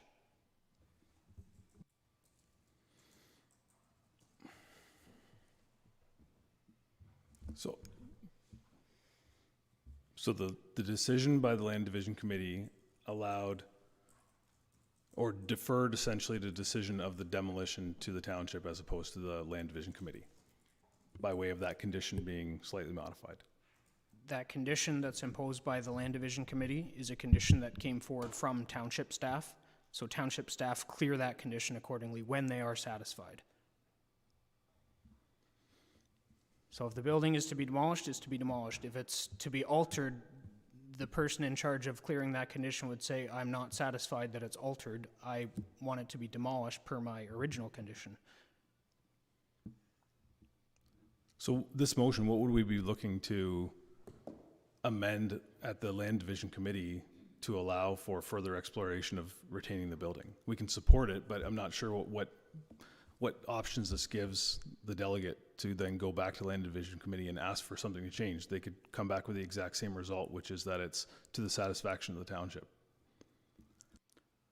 My understanding of the motion is that it's not specific as to what the objection to Land Division would be. It just says that this council feels that it's not necessary to demolish this building to meet the conditions, but it's no more specific than that. Would or could the Land Division Committee, if the applicant was to go back and request an amendment, would the building department at that point, the CBO at that point, could they be engaged by the Land Division Committee to provide commentary? Yes, through the mayor, to the question, the proper avenue to follow would be, should Mr. Hogg wish this condition be removed as a condition, not further altered because the wording was already altered on the fly when it went to Land Division Committee. So the request of Land Division would be to remove the condition, and planning staff would prepare a report and receive comment from the parties who provided that condition and say, this is the request, what are your comments? And we would deliver that report to the county's Land Division Committee for their deliberation and decision. Anyone else? All those in favor? Opposed? Motion is defeated. So I believe you had another question, but I believe it was for the Director of Public Works, correct? Public Yes. Services. So normally when delegations are made, two things. One, it has to be in the delegation request so that the public knows what council's discussing and we're not doing anything underhanded or untoward or that anybody could ever suggest was untoward. That's fine. Secondly, you can talk to the Director of Public Works, Public Services whenever you want about whatever you want.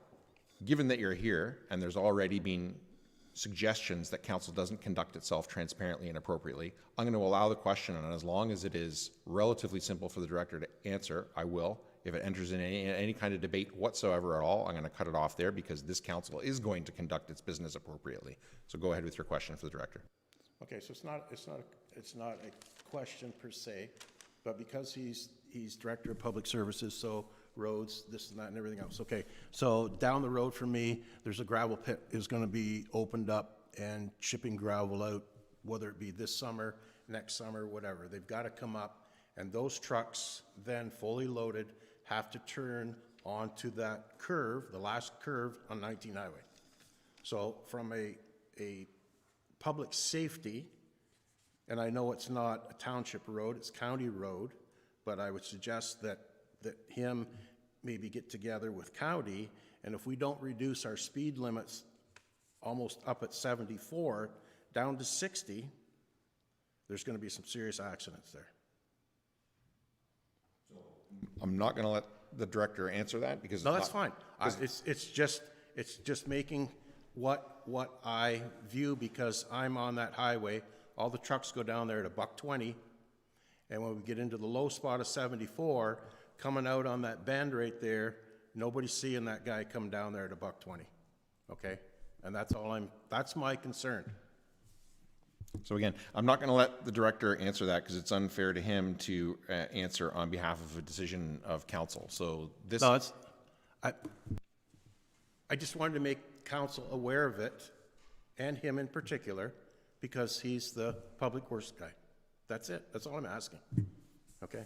So again, thanks for your I'm going to answer your question since you asked it and suggested that we don't conduct ourselves appropriately. I am going to fully answer your question. So this council considered a zone change application for that property, and as part of that zone change application, traffic considerations were assessed by township staff and county staff, because as you correctly note, it is a county road. And all those considerations were made in the approval of that zone change to permit that aggregate extraction to occur. So beyond that, the Director of Public Works here will be working on that as it's implemented, and will be in constant contact with County Public Works, and County Public Works is aware of the extraction as well. And that section of road is already, as you know, had a change made to the speed profile of that road entering into the Village of Tempsford from the north years ago, and has post-change data coming later this year, I can't remember what quarter, that'll assess how effectively that's working and any possible changes beyond that as well at that time. That's fine. Okay. That's fine. Thanks for your time. And item 9, reports from Corporate and Protective Services Department 9.4 Legislative Services, Report 2026-016 from the Chief Administrative Officer, CAO Larder, regarding a shared fire service and leadership model. CAO, I will turn it over to you to highlight whatever you would like to before I ask council for questions. This report demonstrates our ongoing commitment to moving forward in a responsible and sustainable manner by addressing the succession planning and supporting the needs of our volunteer firefighters and the department as a whole.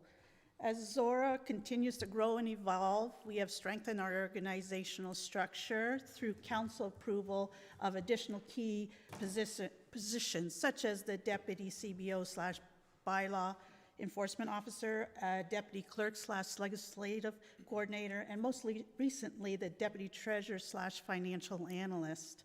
Each of these roles provides operational leadership in the absence of their respective managers. Enabling this structure allows managers to focus more fully on strategic planning, improving efficiencies, and advancing policy development, while ensuring that our municipality remains responsive, well-prepared, and aligned with the long-term community needs. I would like to thank our acting Fire Chief Cascanet for stepping in and assisting us over the last few months. He has joined us tonight and is available to assist with any questions that council may have, but I'm happy to take any other questions that council may have. Thank you. Questions from council on the report, and just before we do, There's various aspects of this report where we could slide unintentionally into discussion about identifiable individuals. I'm going to do my best to police that. I'm going to ask you to do your best to police that as well. And I'll turn it over to questions from council on the report. Councillor Mitchell. Yeah, thanks for the report, Diane, and you and I, shortly after the acting chief came on board, had a great discussion about the possibilities of where we're going moving forward.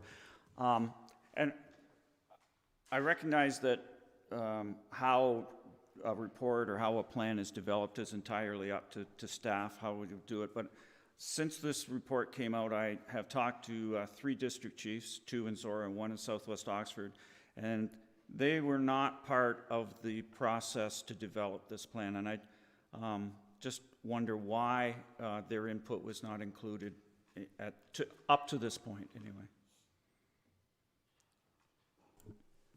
That's correct.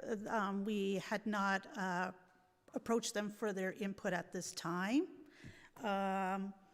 And only is that in speaking with the Southwest Oxford, we were just kind of gaining a background on how this would look like first before and go to council with their input and their thoughts with it before going any further to the next level to proceed.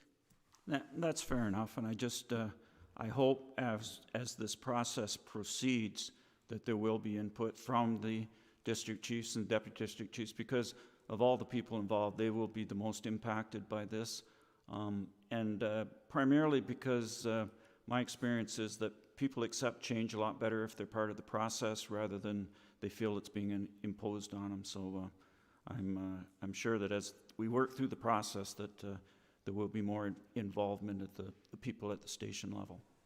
Yes, and I'd like to also add that the volunteer firefighters are always on our mind, and that's the whole intent, is to support them in any way we can. So we'll always make sure we have that communication.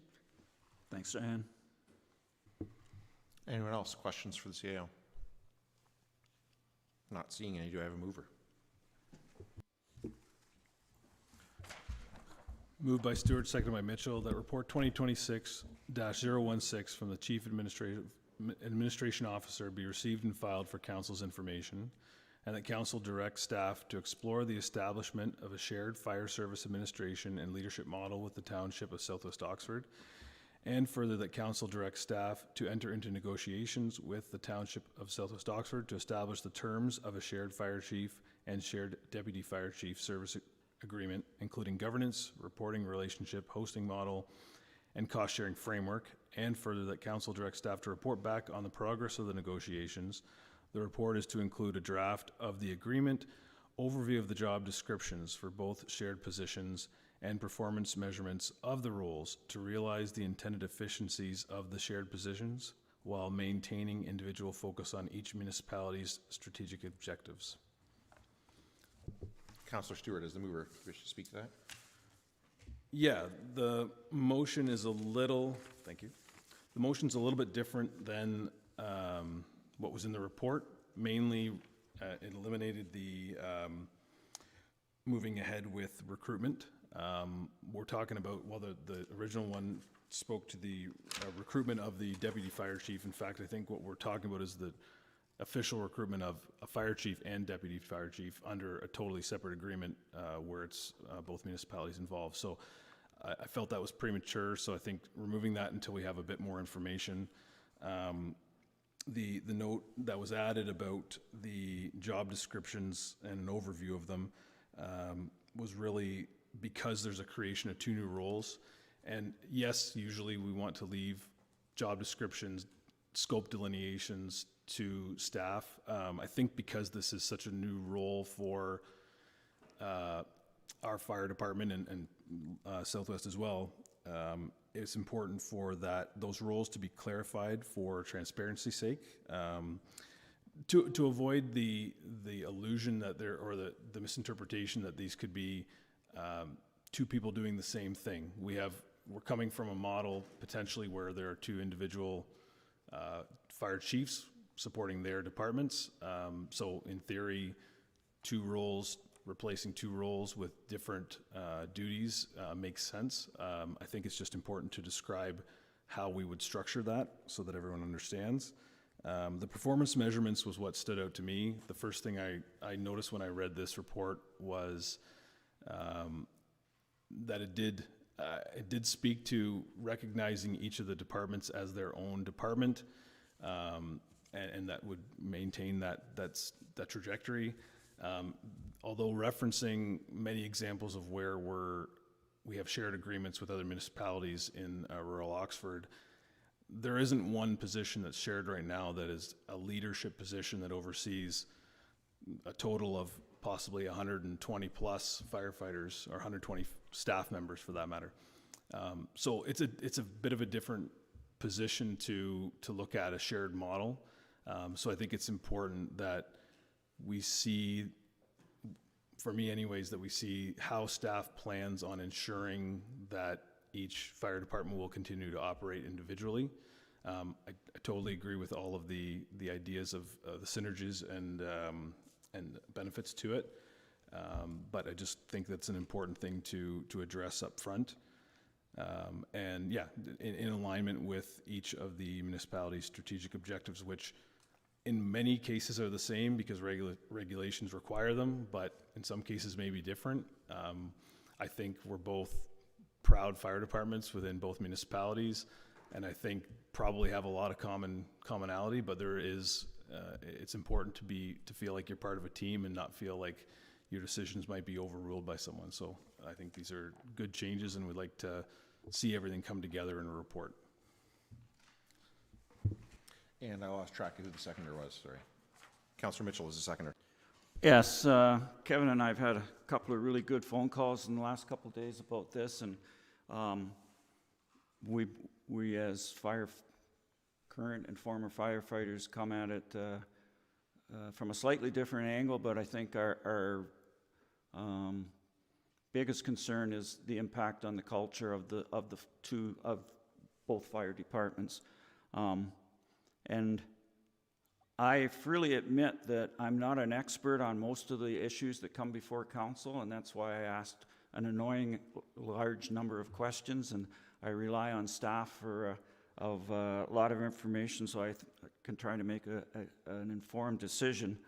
But the fire service is an exception, and I hope that my credentials lend some weight to my comments I'm going to make for the next few minutes, and as we discuss this over the next period of time. For the people that have been around less than 8 years, you know me as Councillor Mitchell, but before that I was Chief Mitchell. I had 37 years as a member of Uniondale and then the Zorra Fire Department, 13 years as a captain and training officer, 8 years as a district chief, 6 years as an alternate CEMC for Zorra Township, 6 months as the acting fire chief for Zorra Township, and I completed all the OFC, NFPA, and Emergency Management Ontario training courses required for those positions. I also hold a certificate in fire service leadership from Dalhousie University, which took me 9 months of intensive, at least I thought it was intensive correspondence course to get that. And for the last over 7 years, I've worked with 3 different chiefs and in the role of a counselor. So it may sound like I'm bragging, and I probably am. I resisted the temptation to wear my medals tonight, but I just want, for those of you that don't fully know my background, I just wanted to point that out because I think it gives me a bit of a unique and an in-depth knowledge on the fire service, what's happened to it up to now, and I think that has an impact of the decisions, very important decisions we're going to make over the next few months as to where we go from here. So I'd like to take just a couple minutes to talk about the history of where we, over the last 15 plus years to get to here, and put things into context of the impact that may have on going ahead. I was promoted in December 2009 to District Chief of the Uniondale Station. And earlier that year, there had been a rather scathing report from the Ontario Fire Marshal's Office about the inadequate state of the fire service in Zorra Township. That was resulted in the council hiring Jeff Smith as the fire chief for Zorra Township and for SWAX. And he was mandated with the job to combine the Embro, Thamesford, and Uniondale fire departments into the brand-new Zorra Fire and Emergency Services. And the reason that was initially a shared position was the council at the time didn't believe that there was enough work involved to warrant the expense of a full-time chief. So over the first 2 years that Chief Smith was involved, he worked diligently to get the new fire department off the ground, and he faced very stiff opposition from the established fire leadership at the time in at least 2 of the stations. And that opposition meant that he spent a lot of time fighting fights that he shouldn't have had to fight rather than making progress on getting the new fire department up and going. At the end of 2011, Chief Smith resigned and became the fire chief in Tillsonburg, and I was appointed the acting chief. And one of the reasons I got the job was with 2 years' experience, I was the senior district chief at the time. The long-time fire chiefs who became district chiefs, one of them had resigned and the other one had been fired. So I was assigned 3 main tasks to be completed over a 6-month term. The first was to submit a fire budget acceptable to staff and council. The second was to recommend to council whether to hire a full-time Zorra chief or continued the shared arrangement with SWAX. So I worked with the district chiefs, Bob Ross in Embro and John McFarland in Thamesford. We prepared a budget which was passed, which saw significant increases to the equipment budget for the fire department. We also recommended the hiring of a full-time chief. And the reasons at the time for that recommendation were that the department was experiencing major changes in personnel, leadership, and culture. There was a need to develop new protocols and policies for coordinated response and training. 2 stations lacked significant pieces of equipment, especially PPE, and much of the equipment we had was outdated. We needed to improve mutual aid agreements with the area municipalities, specifically to negotiate a mutual aid agreement with St. Mary's and to renegotiate the one with Ingersoll. Formation of a ice water rescue team had been identified by Chief Smith, and because of the considerable amount of water that we have in Wildwood, Thames River, and the many gravel pit ponds, we needed a source of water in Embro in the form of a cistern because the water pressure in Embro is so low that the fire hydrants can only be used for rinsing the system. They can't be used for fire suppression. And Thamesford needed a new fire hall.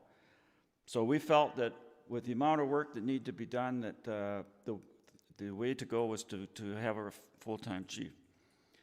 Once that was passed by council, my third task was to write the job description for the fire chief position, which I printed off, and I was planning on, when I originally made my notes, I was going to go through that, pointing out how much the position has changed in the last 14 years.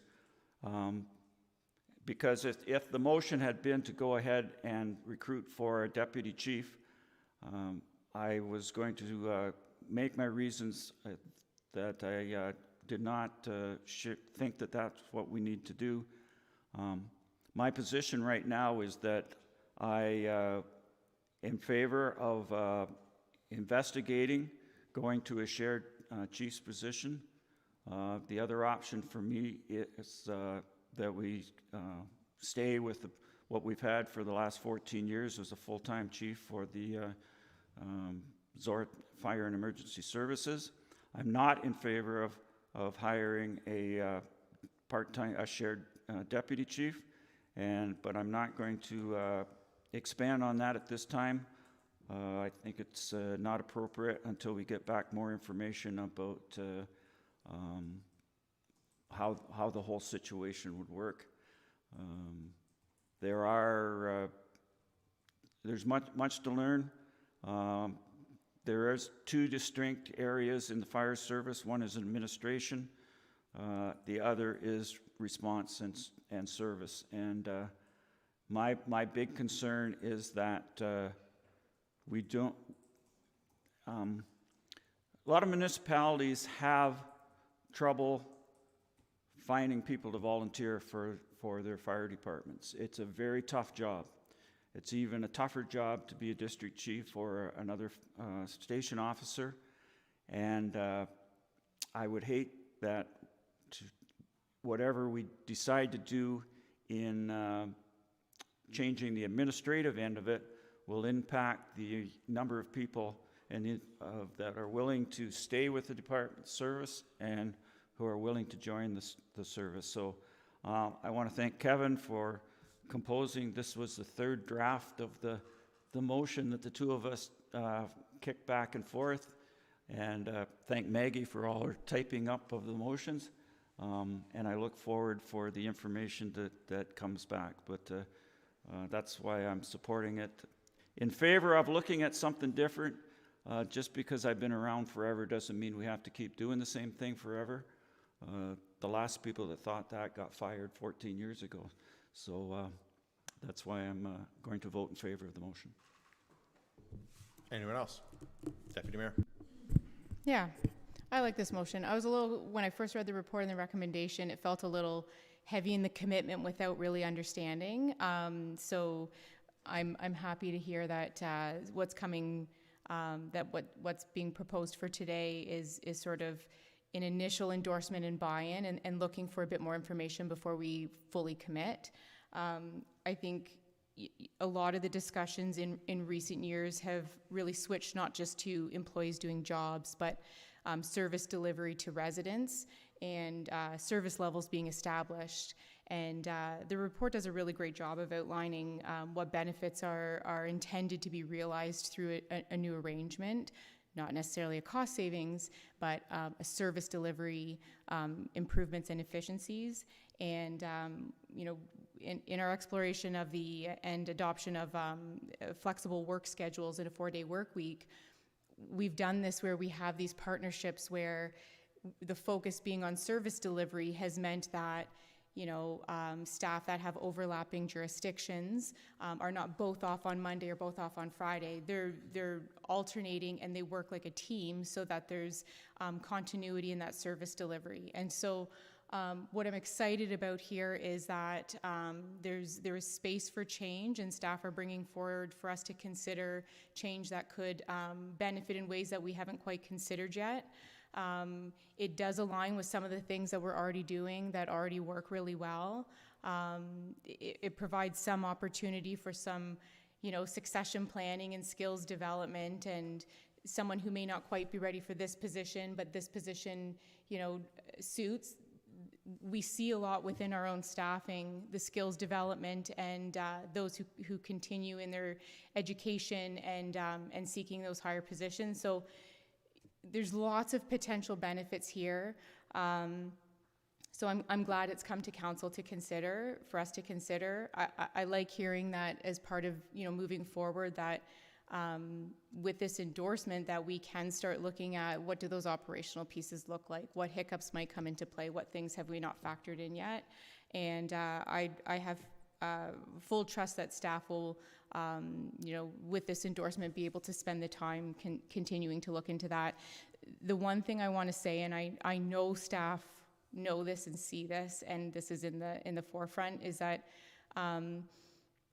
I've said in the 7.5 years I've been here, I have no idea how we continue to have the best of the best folks lining up every time we open recruitment to come do the hardest work that anyone does in this township for basically no money and walk away with bruises that they will never heal from.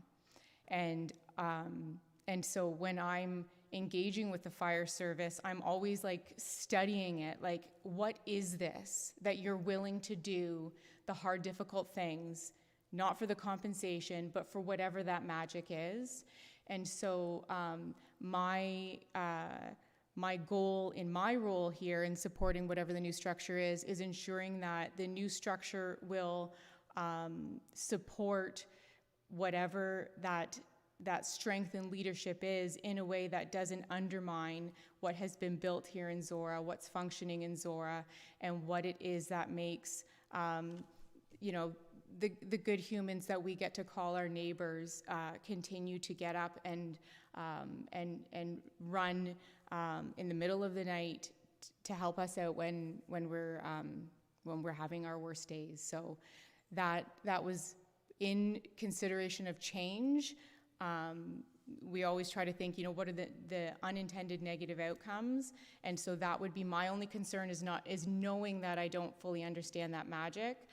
But having said that, I know that in the work that's already being done, the conversations that are happening, that sentiment is not lost on staff, that they understand that,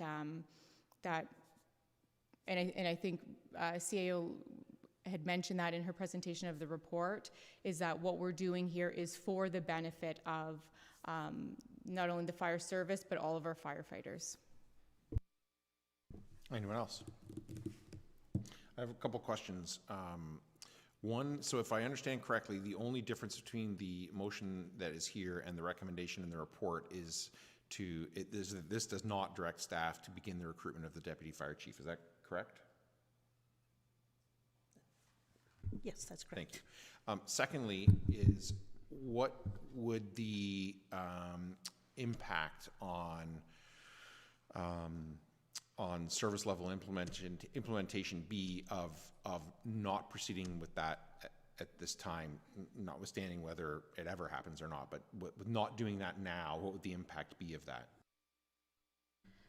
And which model are you looking at? Just a shared fire chief then? On anything, because if I understand correctly, the only change is that this does not say to proceed with the recruitment of the deputy chief. So what does not proceeding with that impact in any way?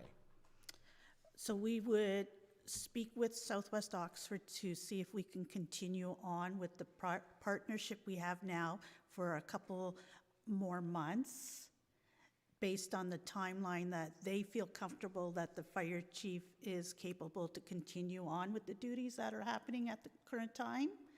And if that is not something that is in favor of that, then we would have to come back, then come back to council and either say we have to change course and either go and look at another shared fire chief somewhere else with another partner, or we just go out to market for a full-time fire chief. And my recommendation would be to go to the full-time fire chief advertising. Thank you. Anyone else? Councilor Mitchell. And at danger of repeating myself, I think we just need more information about what these roles will be from the administrative side and what impact it has on the station service delivery side before we go out. And how do we develop a job description for a shared deputy chief, if that's the way we're going to go, before we fully understand what the job description is for the shared fire chief and what impact those two positions, changing those two positions, has on the responsibility of the district chiefs and their day-to-day responsibilities, and whether we need financially, where does that come in, and does it include increasing the yearly honorarium for our station officers, because right now our district chiefs make less than $5,000 a year for all the extra work and responsibility and risks that they take on. How soon could we hear back on the feasibility of continuing in the current model without recruiting a deputy fire chief? Our hope is that we will have a report back to council at the March 4th meeting of both the agreement and the job description duties for both positions. So I'll support the motion that's here. My main concern that I always try to make is what's the service level that our residents experience for the tax dollars that they pay. And I think that this report in general is keeps that first and foremost in it. This is one of those reports that I read and I wrote down my questions and concerns, and then as I kept reading the report, I just crossed them all off. So my main concern is around the level of fire response that our residents, or emergency response that our residents experience. And as has been made clear several times here, that it's our firefighters that deliver that service. And as the deputy mayor says, you know, I talk to mayors literally around the province who struggle to recruit firefighters of any type, of any quantity at all. And you know, knock on wood, in my time, my 11 years now on this council, that has literally never been a problem that we've had. And I don't want to jeopardize that. But I think that, you know, as Councillor Mitchell made clear, those firefighters depend on the support of their captains, their deputy district chiefs, their district chiefs, and ultimately the chief. And I think this report goes a long way to explaining how that needs to be better and can in fact be better. But at the same time, I do really have a concern around right now we are borrowing from our neighbor, and we can only do that for so long. And at a certain point, Southwest Oxford has every right to say, you know what, like we need to look after our residents and our service, and I would have nothing to say in response to that. So I'm just really concerned that we need to, we need to move forward with something, and we need to move forward with it relatively quickly to give all staff involved, you know, a level of certainty about what's being asked of them, and thereby those district chiefs, deputy district chiefs, captains, and firefighters, so that our residents can depend on this service. So I will support this, but I'm really looking forward to follow-ups in the next few weeks so that we can actually move to a model, whether it's this one or an alternate model. We need to move forward to some level of certainty, because our residents and firefighters deserve to know whether we can deliver it immediately or not. They need to know where we're going so that they can know that. So I'll support it, but really looking forward to the next steps as soon as we can reasonably move to them. Councillor Mitchell. You set a precedence by agreeing with me twice tonight. I'm going to agree with you, so it's a banner night tonight. Anyone else? CAO. Just a clarification. Councillor Mitchell, you spoke about the district chiefs and their wages and their duties, and is that something that you're also looking into in this report? Because I see that at a bigger level. I see that as another market review that should be conducted along the fire services end, which would require a review of their job descriptions, and also a analyze or a cost and analyzing it across many municipalities, I guess, a comparative wage review. Yeah, there we go. That's I think if we're going to look at the administrative side of it, that we should look at the actual service delivery. The fire chief, the administration person, and by the way, when I talk to the district chiefs, they're very happy with the support they've had from the chief right now, and also from our other, okay, I get the warning. They're very happy with what's happening. Yeah, okay. Anyway, but you know, the role of the chief is not response. They show up at the big ones. Their big job is to deal with media. The dirty work is done by the people in the station, and I think that they deserve a higher honorarium for what they do. So if that is possible to be included, I know it adds to the work involved, but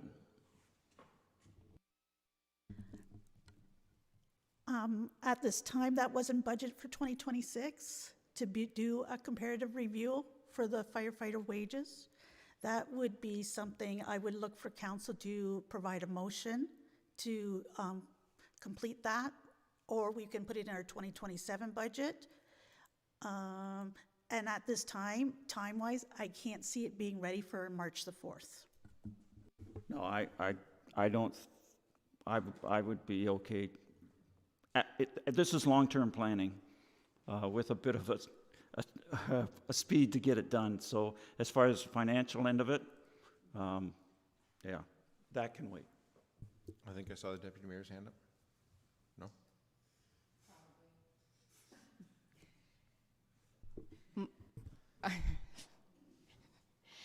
My expectation is, like, in reading this report, this is resolving a previous structure, a vacancy, and a proposed new structure. And my expectation is that the only difference between this motion and the motion that was the recommendation is that all of this work had to be done anyways in preparation for posting for the newly created role that would have a vacancy. And so as soon as that preparatory work is ready, that council would like to see it and endorse it before automatically moving forward with the hiring.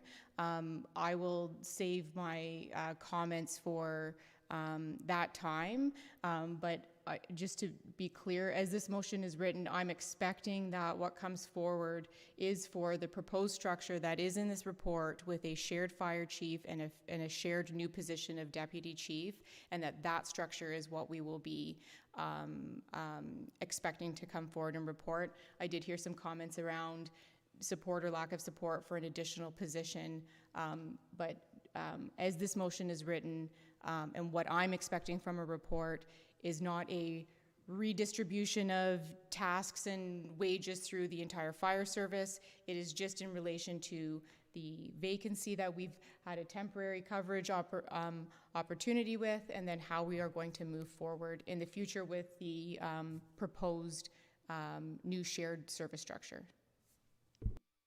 Councillor Mitchell. And I would agree with that. The immediate job is to deal with the administration side of it. You asked the question about whether we should be looking at, and yes, but it's not the immediate job. Anyone else? Sure.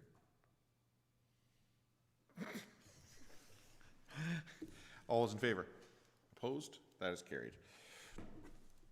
And now, no correspondence. Boards and committees. Upper Thames River Conservation Authority update from Board Member Mitchell.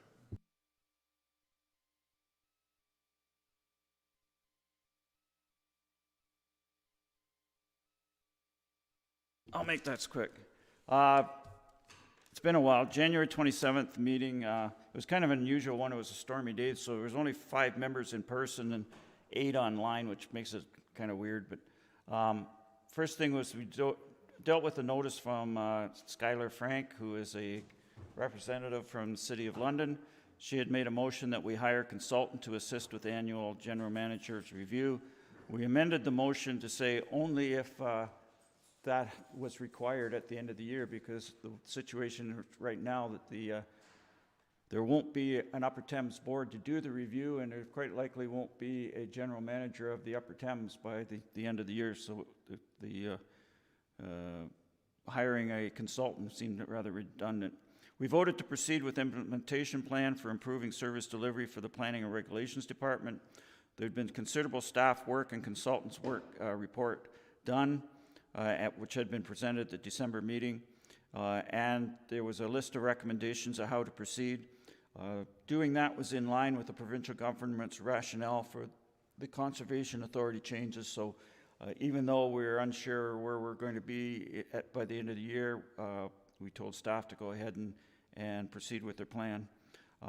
As we talked about last meeting, when the chair and the general manager were here, we did authorize a 5% increase in planning and permit fees as of February the 1st, because the province had not notified it that they were extending the freeze. We had a closed session where we received reports on cybersecurity, potential land disposition, and ongoing litigation cases. We had a report on municipal support motions opposing the Conservation Authority's amalgamations, and at that point there was 130 motions that had come back to the Upper Thames. And we had our 2026 elections where everybody was acclaimed. Chair Petrie was here at the last meeting. The previous chair, Dean Trentowski, was eligible to serve another year, but he decided to step back because he's serving this year as warden of Perth County. But he did agree to sit as dean, as the vice chair. Brian had served 2 years previous to the dean, so we felt it was important that somebody with experience in the chair took on the role again with this all the uncertainty of the next year. The hearing committee was comprised of those two gentlemen, as well as Sandy Levin, Mark Schadenberg, and Jim Cragmile. I was acclaimed to the Finance and Audit Committee again with Sandy Levin and Harj Najar from Stratford, and Sandy Levin is the source protection representative for the next year. So that was our meeting. Next Tuesday is the AGM, which time we will pass the 2026 budget.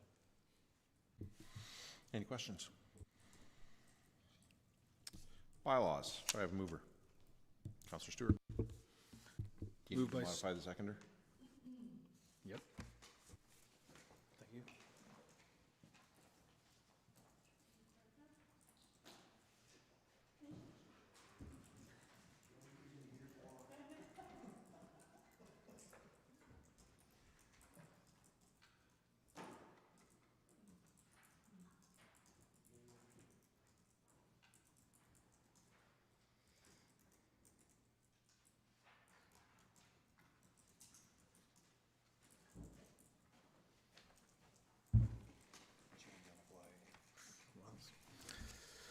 Moved by Stewart, seconded by Mitchell, that bylaws 08-26 and 09-26 be taken as read a first, second, and third time and finally passed, and further that the mayor and clerk are hereby authorized to sign the same and affix the corporate seal thereto. Is there any discussion?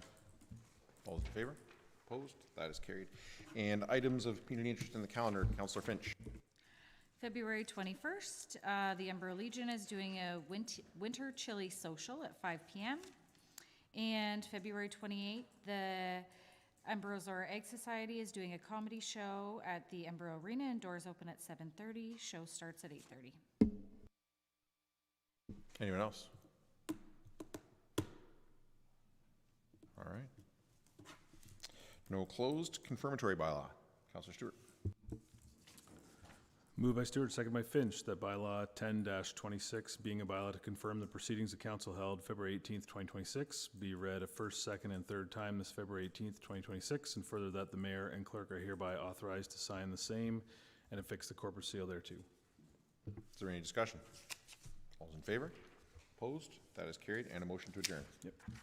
Moved by Stewart, seconded by Finch, that this session of council be now adjourned and herewith closed at 8:27 p.m. And the next meeting of council be called for March 4th, 2026 at 9:30 a.m. in the council chambers at the Zorra Municipal Center. Is there any discussion? Favor? Opposed? That is carried, and we are adjourned.